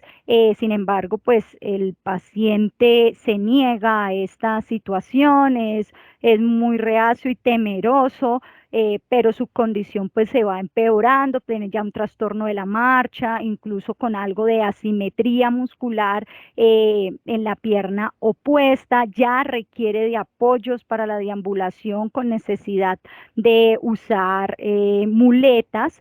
Y ya el 14 de enero, pues teniendo en cuenta la progresión importante de su enfermedad, pues se realiza la resonancia de cadera que se había ordenado.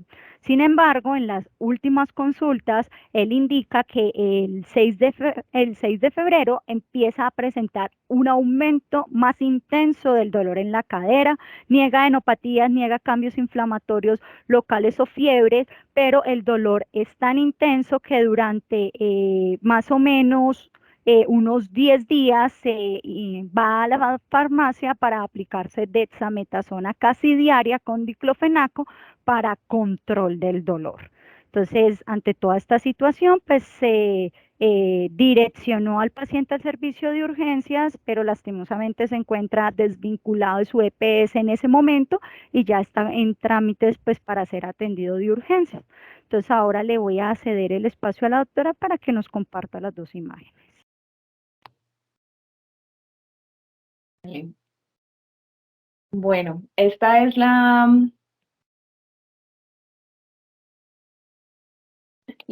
radiografía que tenemos. Es una radiografía AP y lateral de la cadera derecha. Primero quiero hablar de las similitudes que tiene con respecto a los casos que hemos mostrado. Digamos que aquí también vemos algo, si ustedes ven algo de esclerosis subcondral, a pesar de que no vemos realmente una línea de semiluna bien definida que nos haga pensar ya poderle poner como el apellido de que es una necrosis vascular, pero sí vemos algo de esclerosis. Y lo otro que vemos es que ya hay un colapso de la superficie articular.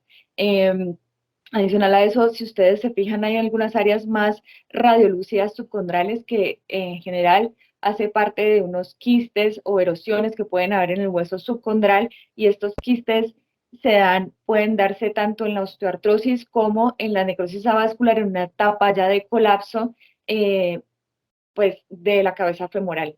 Eh, pero hay unas diferencias bien importantes que tenemos que tener en cuenta. No sé si recuerdan que les dije que el espacio articular generalmente estaba bien conservado en casi todas las etapas iniciales de la necrosis avascular y ya cuando hay un daño marcado y muy grande de la cabeza femoral es que empieza a dañarse, empieza a perderse ese espacio articular y empieza a haber manifestaciones en el acetábulo. Aquí vemos que ni siquiera tenemos el signo de la semiluna, pero ya vemos que hay una pérdida del espacio articular y vemos que en el acetábulo también empieza a haber esclerosis y quistes también subcondrales. Es decir, que aquí no podemos irnos de cabeza pensando que este paciente tiene una necrosis avascular. Supongo que por eso también se pidió la resonancia, que voy a hablar ahora de ella.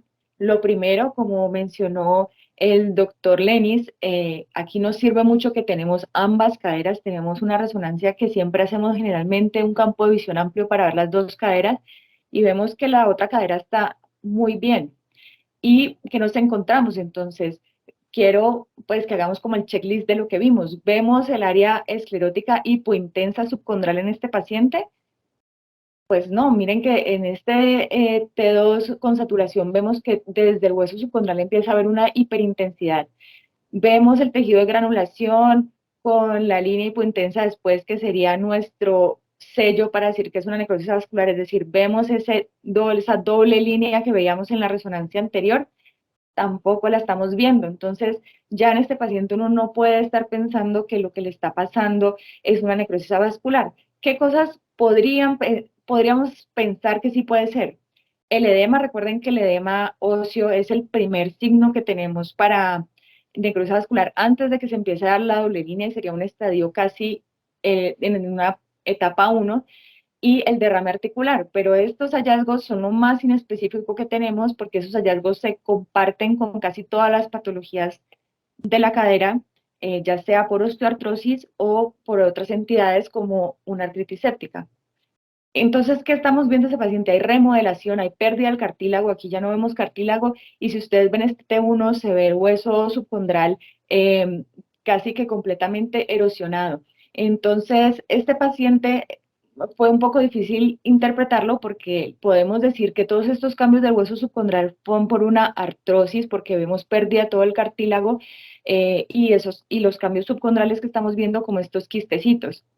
¿Qué cosas no me dejaron tranquila pensando que esto solamente era una osteoartrosis? Primero, que el edema es muy marcado, es un edema que se extiende casi hasta la región trocantérica, que no es lo usual en la osteoartrosis. Vemos que también hay bastante edema en el acetábulo, vemos que la hiperintensidad llega hasta aquí, inclusive vemos que los tejidos blandos obturatrices también tienen algo de edema, y también los tejidos blandos de la región glútea, es decir, tiene un edema periarticular, tenemos un derrame articular, pero ese articular no es un derrame limpio, sino que en esta secuencia, que es una densidad de protones que debería verse esto bien blanquito, bien hiperintenso, aquí se ve una suciedad. Esto es un signo típico que tenemos de sinovitis, es decir, un paciente con sinovitis, con una destrucción del cartílago, con edema óseo que se extiende más allá del hueso subcondral y edema periarticular. Entonces, pues uno, ya vemos que no tenemos casi nada para decir que es una necrosis avascular. Dos, que tienen sí cambios osteoartrósicos, pero que tenemos más inflamación de la que quisiéramos solamente con osteoartrosis, y por eso pues le sembré la duda al doctor Lenis que de pronto este paciente podía estar cursando con una artritis séptica, que en estos pacientes puede no ser tan florida, es decir, no ver tanta inflamación como en otros pacientes, pues por su patología de base. No sé, pues esto sí es algo pues de análisis que supongo que hay que correlacionarse con las pruebas que tenga ahorita de inflamatorias, que pues que fue lo último que pude hablar con el doctor Lenis al respecto.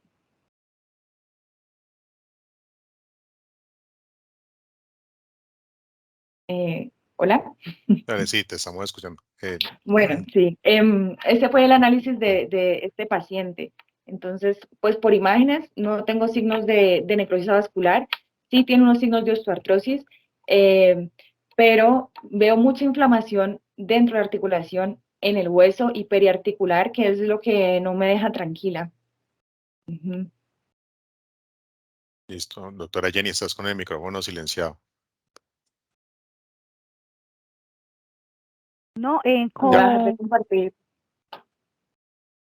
no, ya culminado la presentación del caso y ante las sospechas, pues, de este cuadro, por eso se hizo como mucho énfasis en la evaluación del paciente. Hemos estado en contacto permanente con el paciente, el doctor Lenis y yo, porque esperábamos que en el servicio de urgencia se pudieran hacer todas estas pruebas para poder descartar o direccionar más el cuadro, ya que hoy, por ejemplo, la sintomatología del paciente ya era mucho más intensa, mucho más florida. Sin embargo, era llamativo que no presentaba ni síntomas sistémicos ni tampoco cambios inflamatorios locales en el área. Entonces esperábamos como poderles haber tenido a ustedes el complemento, como muy bien lo dijo la doctora, de la información de cómo estaban sus reptantes, cómo estaba el enfoque y la valoración de ortopedia, porque él tenía valoración por consulta externa, pero como estaba desafiliado no lo atendieron, entonces pues nos quedamos como limitados un poco en eso.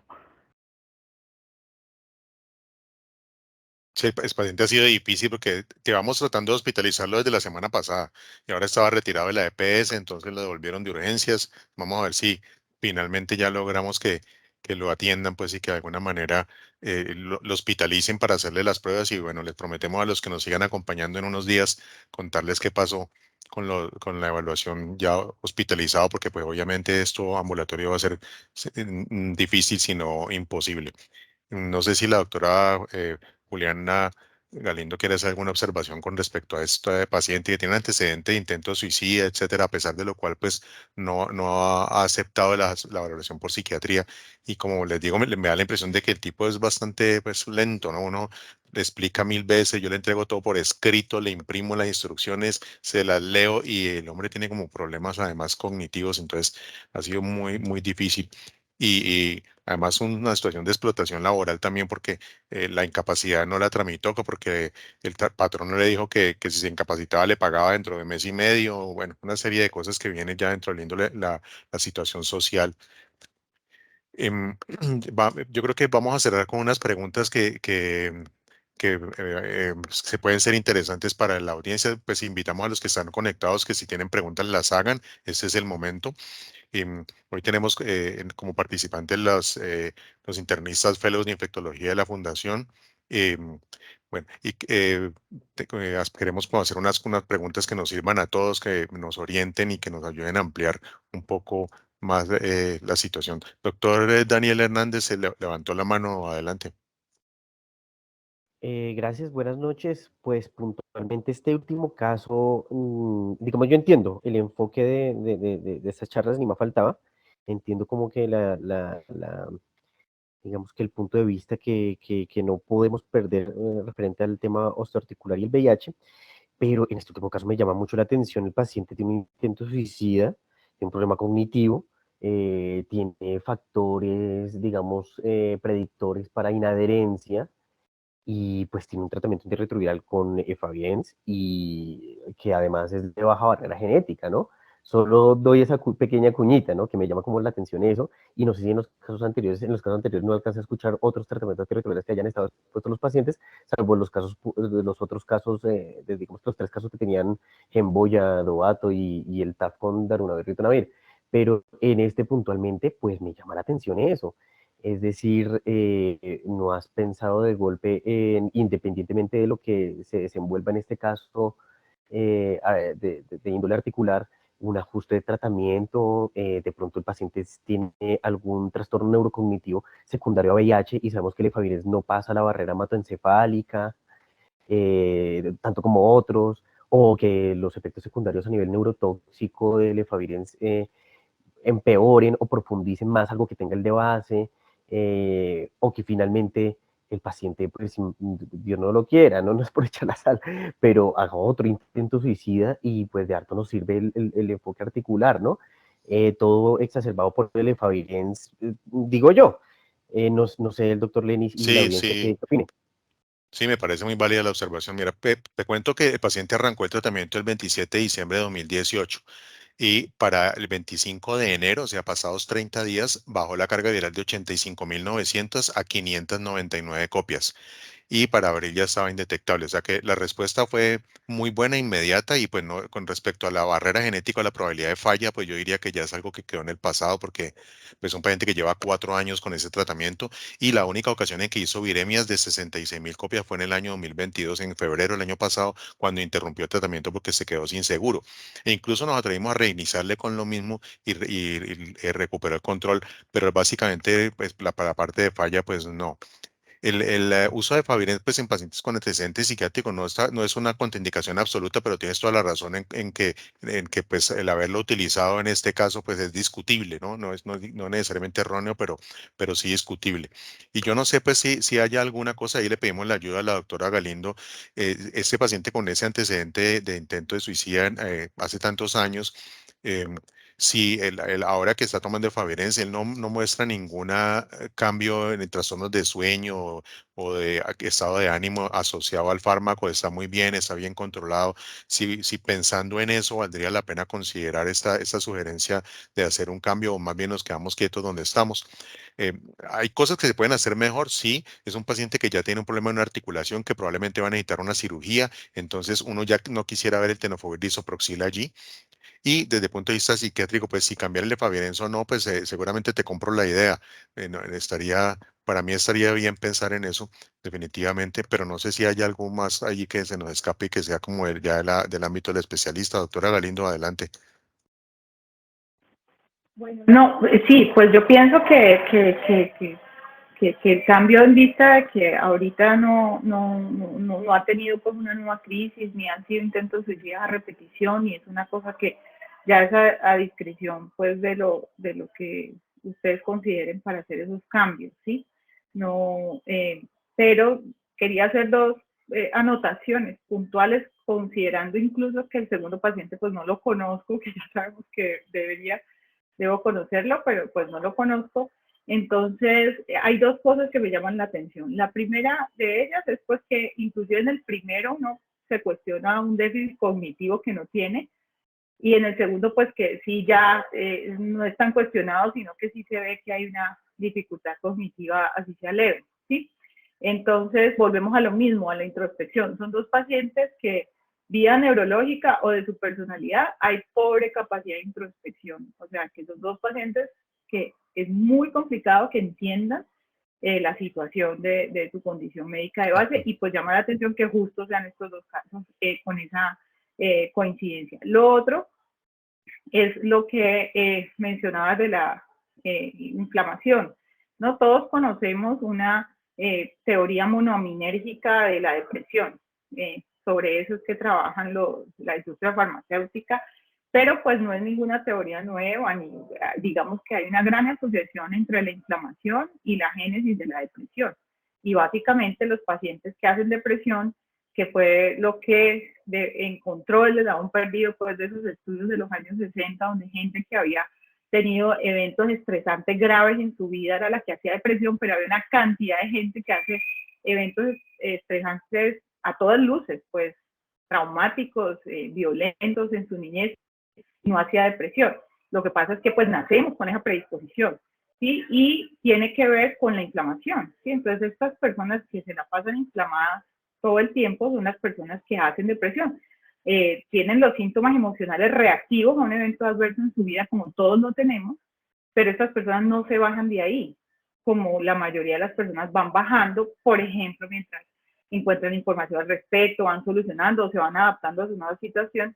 Estas personas se quedan ahí y tienen, digamos, marcadores inflamatorios siempre muy elevados, y hay otras cosas pues a nivel genético, pues hallazgos que se han encontrado. Entonces, estos pacientes inflamados tienen una predisposición a la depresión, digamos, a los trastornos depresivos, que es diferente a llorar o estar triste, pues todos lo sabemos, pero a veces es difícil que lo sobrediagnosticamos. Y bueno, me llama la atención que estos dos pacientes tienen esas congruencias. Habrá otras poquitas, y pues que el tema de la falta de introspección y la inflamación pues siempre presente. Entonces, pues valdría la pena, como del primer paciente, me llamó la atención también que pues es un paciente que no se queja. Cuando hablabas de la línea de tiempo y de los 8 meses antes de hacer el primer solicitud de paraclínico sobre su cadera, ¿sí? De diciembre a agosto, este es un paciente que no se queja, que él dice que el nivel de IH tiene, pues estoy exagerando, y que él está bien y que nunca se enferma, que nunca nada le duele, que cada 2 veces pues deja bicicleta antes de decir, pues madre, pues me caí 2 veces, no puedo dar el pedalazo, ¿sí? Entonces, es un paciente que nunca se queja, es distinto, porque uno a veces dice que es un paciente que consulta mucho, que tiene múltiples síntomas somáticos, y pues ya uno no sabe qué de eso es angustia o qué de eso sí pasa. Ese paciente nunca se queja, y se queja, pues, y ahí nos demoramos un poquito. Bueno, quería hacer esas dos cosas puntuales, la inflamación y pues la situación cognitiva de los dos, que es difícil que comprendan la situación de su condición médica de base. Y ahí volvemos a que muchas veces la enfermedad por VIH es algo, es un síntoma de un problema social, de un problema de base, de un trastorno de personalidad, y simplemente la enfermedad por VIH se adquiere por los comportamientos derivados de una situación que ya existe en el pasado, ¿no? Entonces nos limitamos a mirar la enfermedad por VIH como el problema del paciente, pero es más atrás de eso, hay trastornos de personalidad, hay problemas de rechazo social, una cantidad de cosas que son los que llevan a que el paciente se comporte de una manera que lo pone en riesgo de adquirir la enfermedad, ¿no? Hoy tenemos 12 fellows de infectología, la doctora Daniela Calvachi y la doctora Natalia Moreno. Quiero que los conozcan porque van a ser invitadas especiales de aquí en adelante en estas reuniones. Em, y tengo 4 preguntas que quiero que nos las respondan más que por responderla para que participen de esta conversación. Vamos a ver si están por ahí la doctora Daniela y la doctora Natalia. Buenas noches, doctor. Muchísimas gracias por la invitación. Pues me parece que esta actividad es muy interesante, poder ver pues el manejo del paciente con VIH pues desde toda su perspectiva, no solo clínica y radiológica, sino también poder entender como todo ese contexto psicosocial que lo rodea para poder pues tratar de ofrecerle un mejor manejo pues a esta enfermedad que puede llegar a ser tan compleja. Natalia, ¿por qué no hacemos el cierre de esta reunión con un repaso, digamos, de cuáles son los factores de riesgo asociados a la osteonecrosis de articulaciones grandes no traumáticas en pacientes con VIH? ¿Cómo podría resumir eso para que nos llevemos para la casa las 40 personas que estamos aquí, que nos han acompañado con paciencia, unos conceptos bien claros? ¿Cuáles son los factores de riesgo que podemos recordar en la osteonecrosis no traumática de articulaciones grandes en pacientes con VIH, para que nos llevemos esa idea? Hola, buenas noches para todos. Muchas gracias por la invitación.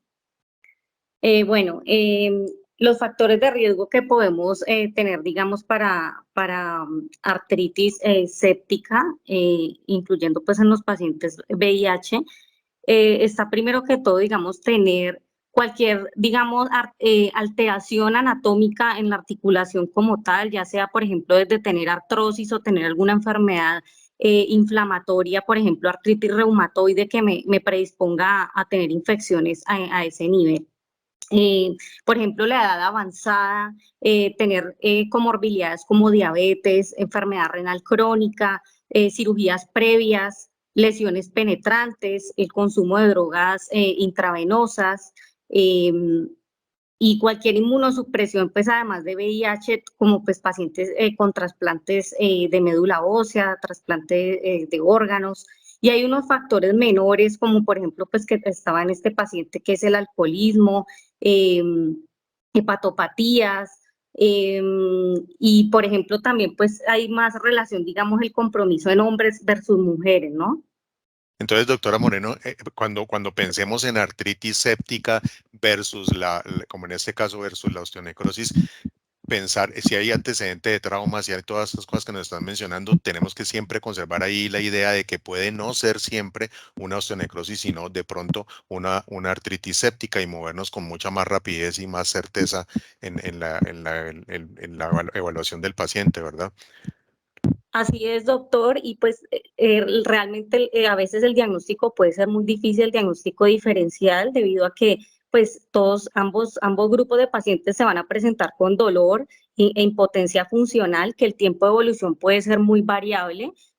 Tú puedes tener el paciente que te llega con un cuadro agudo de poco tiempo de evolución, como puedes tener los pacientes con un cuadro subagudo crónico, con un tiempo de evolución mucho más largo, que puede, digamos, confundir más el diagnóstico diferencial.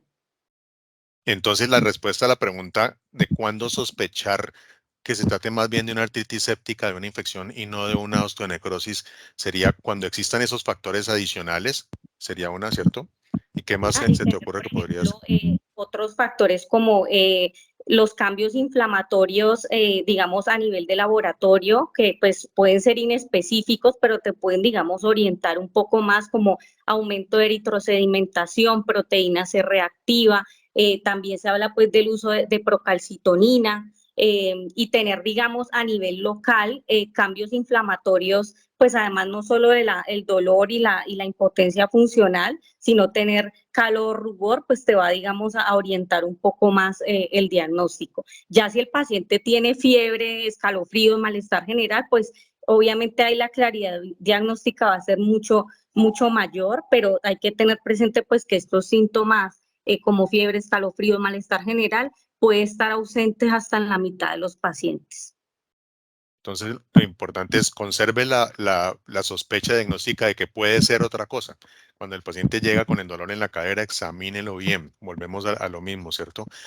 Y hay alguna, ¿qué recomendaciones? En la consulta de VIH muchas veces se hace en sitios que no son clínicas, donde tenemos acceso a laboratorios, pero ambulatorios y que se pueden demorar un poco.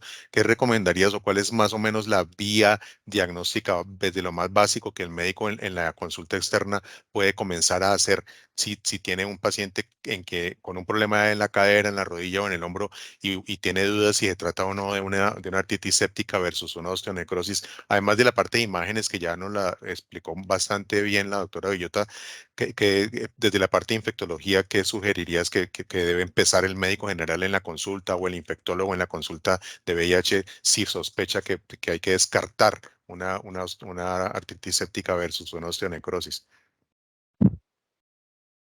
Pues además de los estudios imagenológicos, lo más básico, digamos, en un primer nivel de atención es pedir un hemograma, una eritrosedimentación, una proteína C reactiva. Es, digamos, desde lo más básico que podríamos solicitar. Pero, digamos, ya para uno llegar, pues, como al diagnóstico certero, digamos, pues sabemos que el diagnóstico certero, pues, es hacer la artrocentesis y tomar muestras de ese líquido que para pues mandar a ese líquido un análisis físico-químico y posteriormente a cultivo y para pues tener el diagnóstico microbiológico.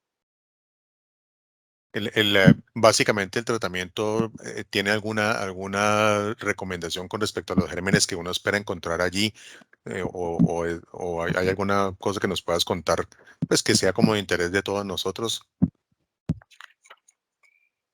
Los gérmenes más comunes que, digamos, empíricamente deberíamos cubrir en estos pacientes, digamos, por prevalencia, es los gérmenes cocos gram positivos. Los más frecuentes es estafilococo aureus, estafilococos coagulasa negativos y estreptococos. Entonces, siempre debemos tener cobertura para gérmenes gram positivos y hay una menor, digamos, frecuencia de gérmenes gram negativos, pero que también, pues, debemos cubrirlos. Y pues ya en una menor proporción, pues un aislamiento pues polimicrobiano. Entonces deberíamos cubrir gram positivos y gram negativos, pero pues siempre es más frecuente los gérmenes gram positivos. Y en pacientes pues digamos con cuadros subagudos acrónicos o pacientes con inmunosupresión, debemos pues ya pensar en otros tipos de gérmenes como etiologías micóticas y micobacterias. Muchas gracias, doctora. No sé si la doctora Galindo tiene todavía la mano levantada o es que se quedó por ahí la manito. ¿Hay alguien de los asistentes que quiera hacerle alguna observación, o algo que el doctor ahorita mencionaba, doctor Daniel Sole, sobre la penetración en el sistema nervioso central del antirretroviral? Eh, bueno, no sé, hablando aquí con respecto a eso, creo que lo enfocaste más como a la parte de buscar un antirretroviral que tenga mejor penetración en el sistema nervioso por el problema cognitivo del paciente. Si el trastorno cognitivo es asociado a la enfermedad por VIH, pues lo que tradicionalmente hemos hecho es buscar un tratamiento que tenga mejor penetración, ¿no? Pero yo no sé hasta qué punto uno pueda determinar si el trastorno cognitivo de ese paciente sea por la enfermedad o no. Es muy probable que tenga algún grado de deterioro cognitivo por VIH porque tuvo unos CD4 iniciales de 88 y nosotros sabemos que prácticamente no hay paciente con enfermedad avanzada por VIH que no tenga algún tipo de compromiso cognitivo, por lo menos al principio.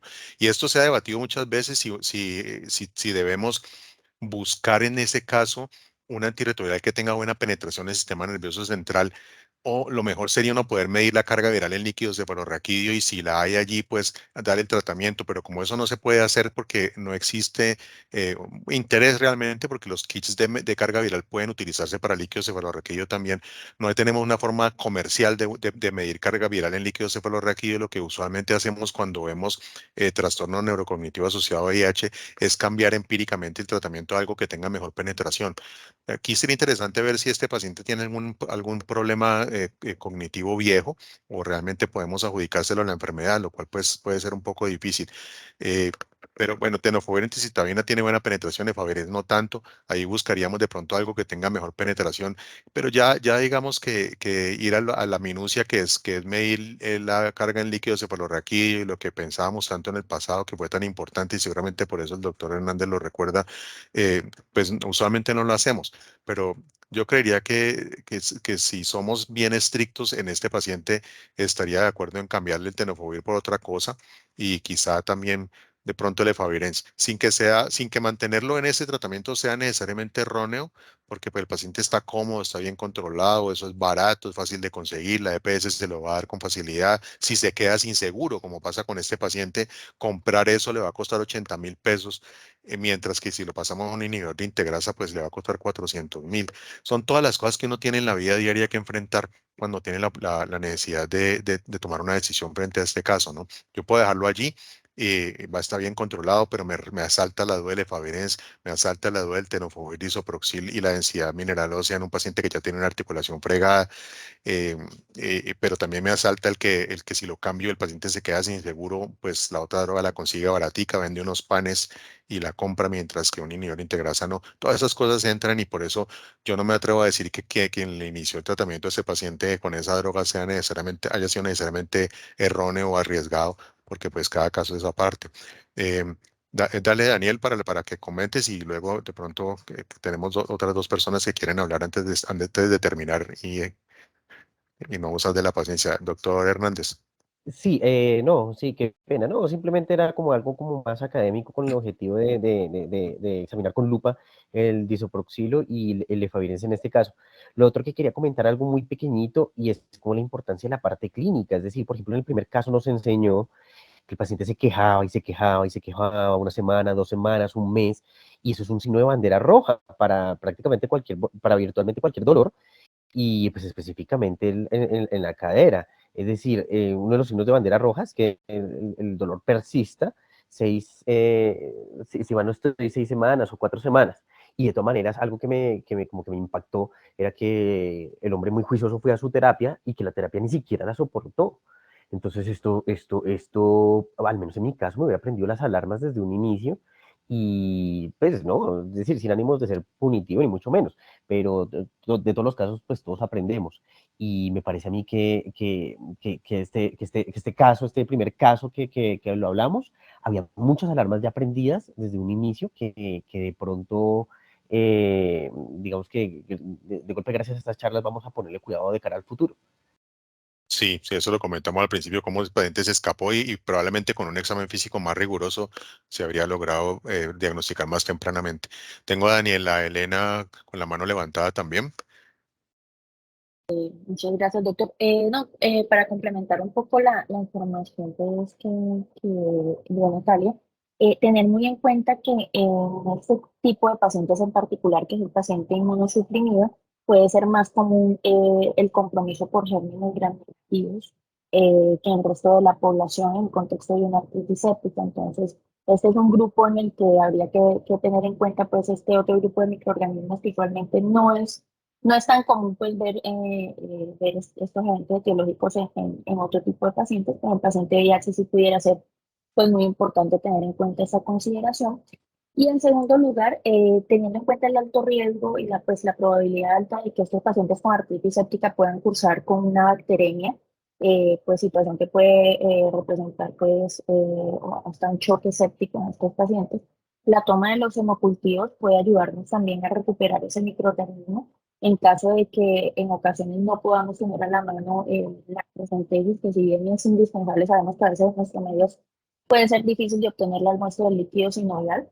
Entonces los hemocultivos nos pueden ayudar pues, tienen una sensibilidad entre el 25 y 70% más o menos, pero pues pudieran ayudarnos a recuperar ese dato que probablemente pueda estar involucrado pues en la crisis óptica de este paciente. Muchas gracias, la doctora Daniela Calvache, la otra fellow de infectología. La doctora Moreno tiene la mano levantada aún, o se quedó levantada. Se quedó levantada, qué pena. Bueno, pues yo creo que le hemos dado un nivel único a esta reunión hoy. Ha sido sumamente interesante la discusión de los antirretrovirales, de la resistencia transmitida, en este caso, la posibilidad de resistencia transmitida y falla, las opciones terapéuticas que son muchas. Yo creo que le hemos dado un nivel muy bueno a esta reunión. Yo quiero agradecerle a los participantes que nos han acompañado hoy. Solamente 6 renunciaron a continuar con nosotros. A la doctora Juliana especialmente por habernos acompañado este rato, la doctora María Alexandra Villota por la interpretación de las imágenes diagnósticas. Muchas gracias, doctora. De verdad que de corazón le agradecemos porque esto es un espacio de interés que le sirve al paciente porque nos va a ayudar a darle un mejor manejo, pero nos sirve sobre todo a todos los que trabajamos en enfermedad por VIH. A la doctora Daniela y a la doctora Natalia por la participación también. Y quiero invitarlos a que visiten la página de Reviva, reviva.org. En esa página vamos a subir la grabación de la charla para que la puedan ver los que no pudieron verla completa, los que se durmieron también puedan completarla. Y ahí estaremos anunciando el curso de Reviva de este año que organizamos todos los años. Estamos a punto de iniciar el curso de VIH de este año. Está abierto para todas las personas que quieran participar.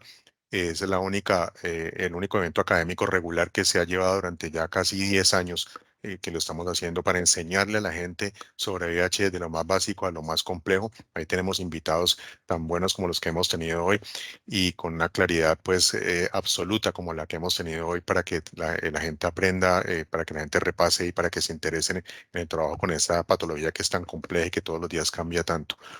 Muchas gracias a todos por habernos acompañado hoy, doctor Vélez, por habernos acompañado. Veo muchos amigos ahí, la doctora Piedradita, veo a gente que trabaja en VIH hace muchos años de todas las partes del país. Sigan pendientes, yo los molesto por el WhatsApp con los mensajes, les recuerdo para que no se duerman, para que se acuerden de conectarse y si tienen casos interesantes no duden en contactarme para que en una próxima ocasión sean ustedes los que puedan presentarlo y nosotros les colaboramos acá reuniendo a la gente interesada y de pronto buscando que nos asesoren especialistas como lo hicieron en la noche de hoy. Muchas gracias por habernos acompañado en esta conversación con el doctor Lenis. Buenas noches y que descansen. Gracias a todos de corazón. Hasta luego, buena noche. Muchas gracias, hasta luego.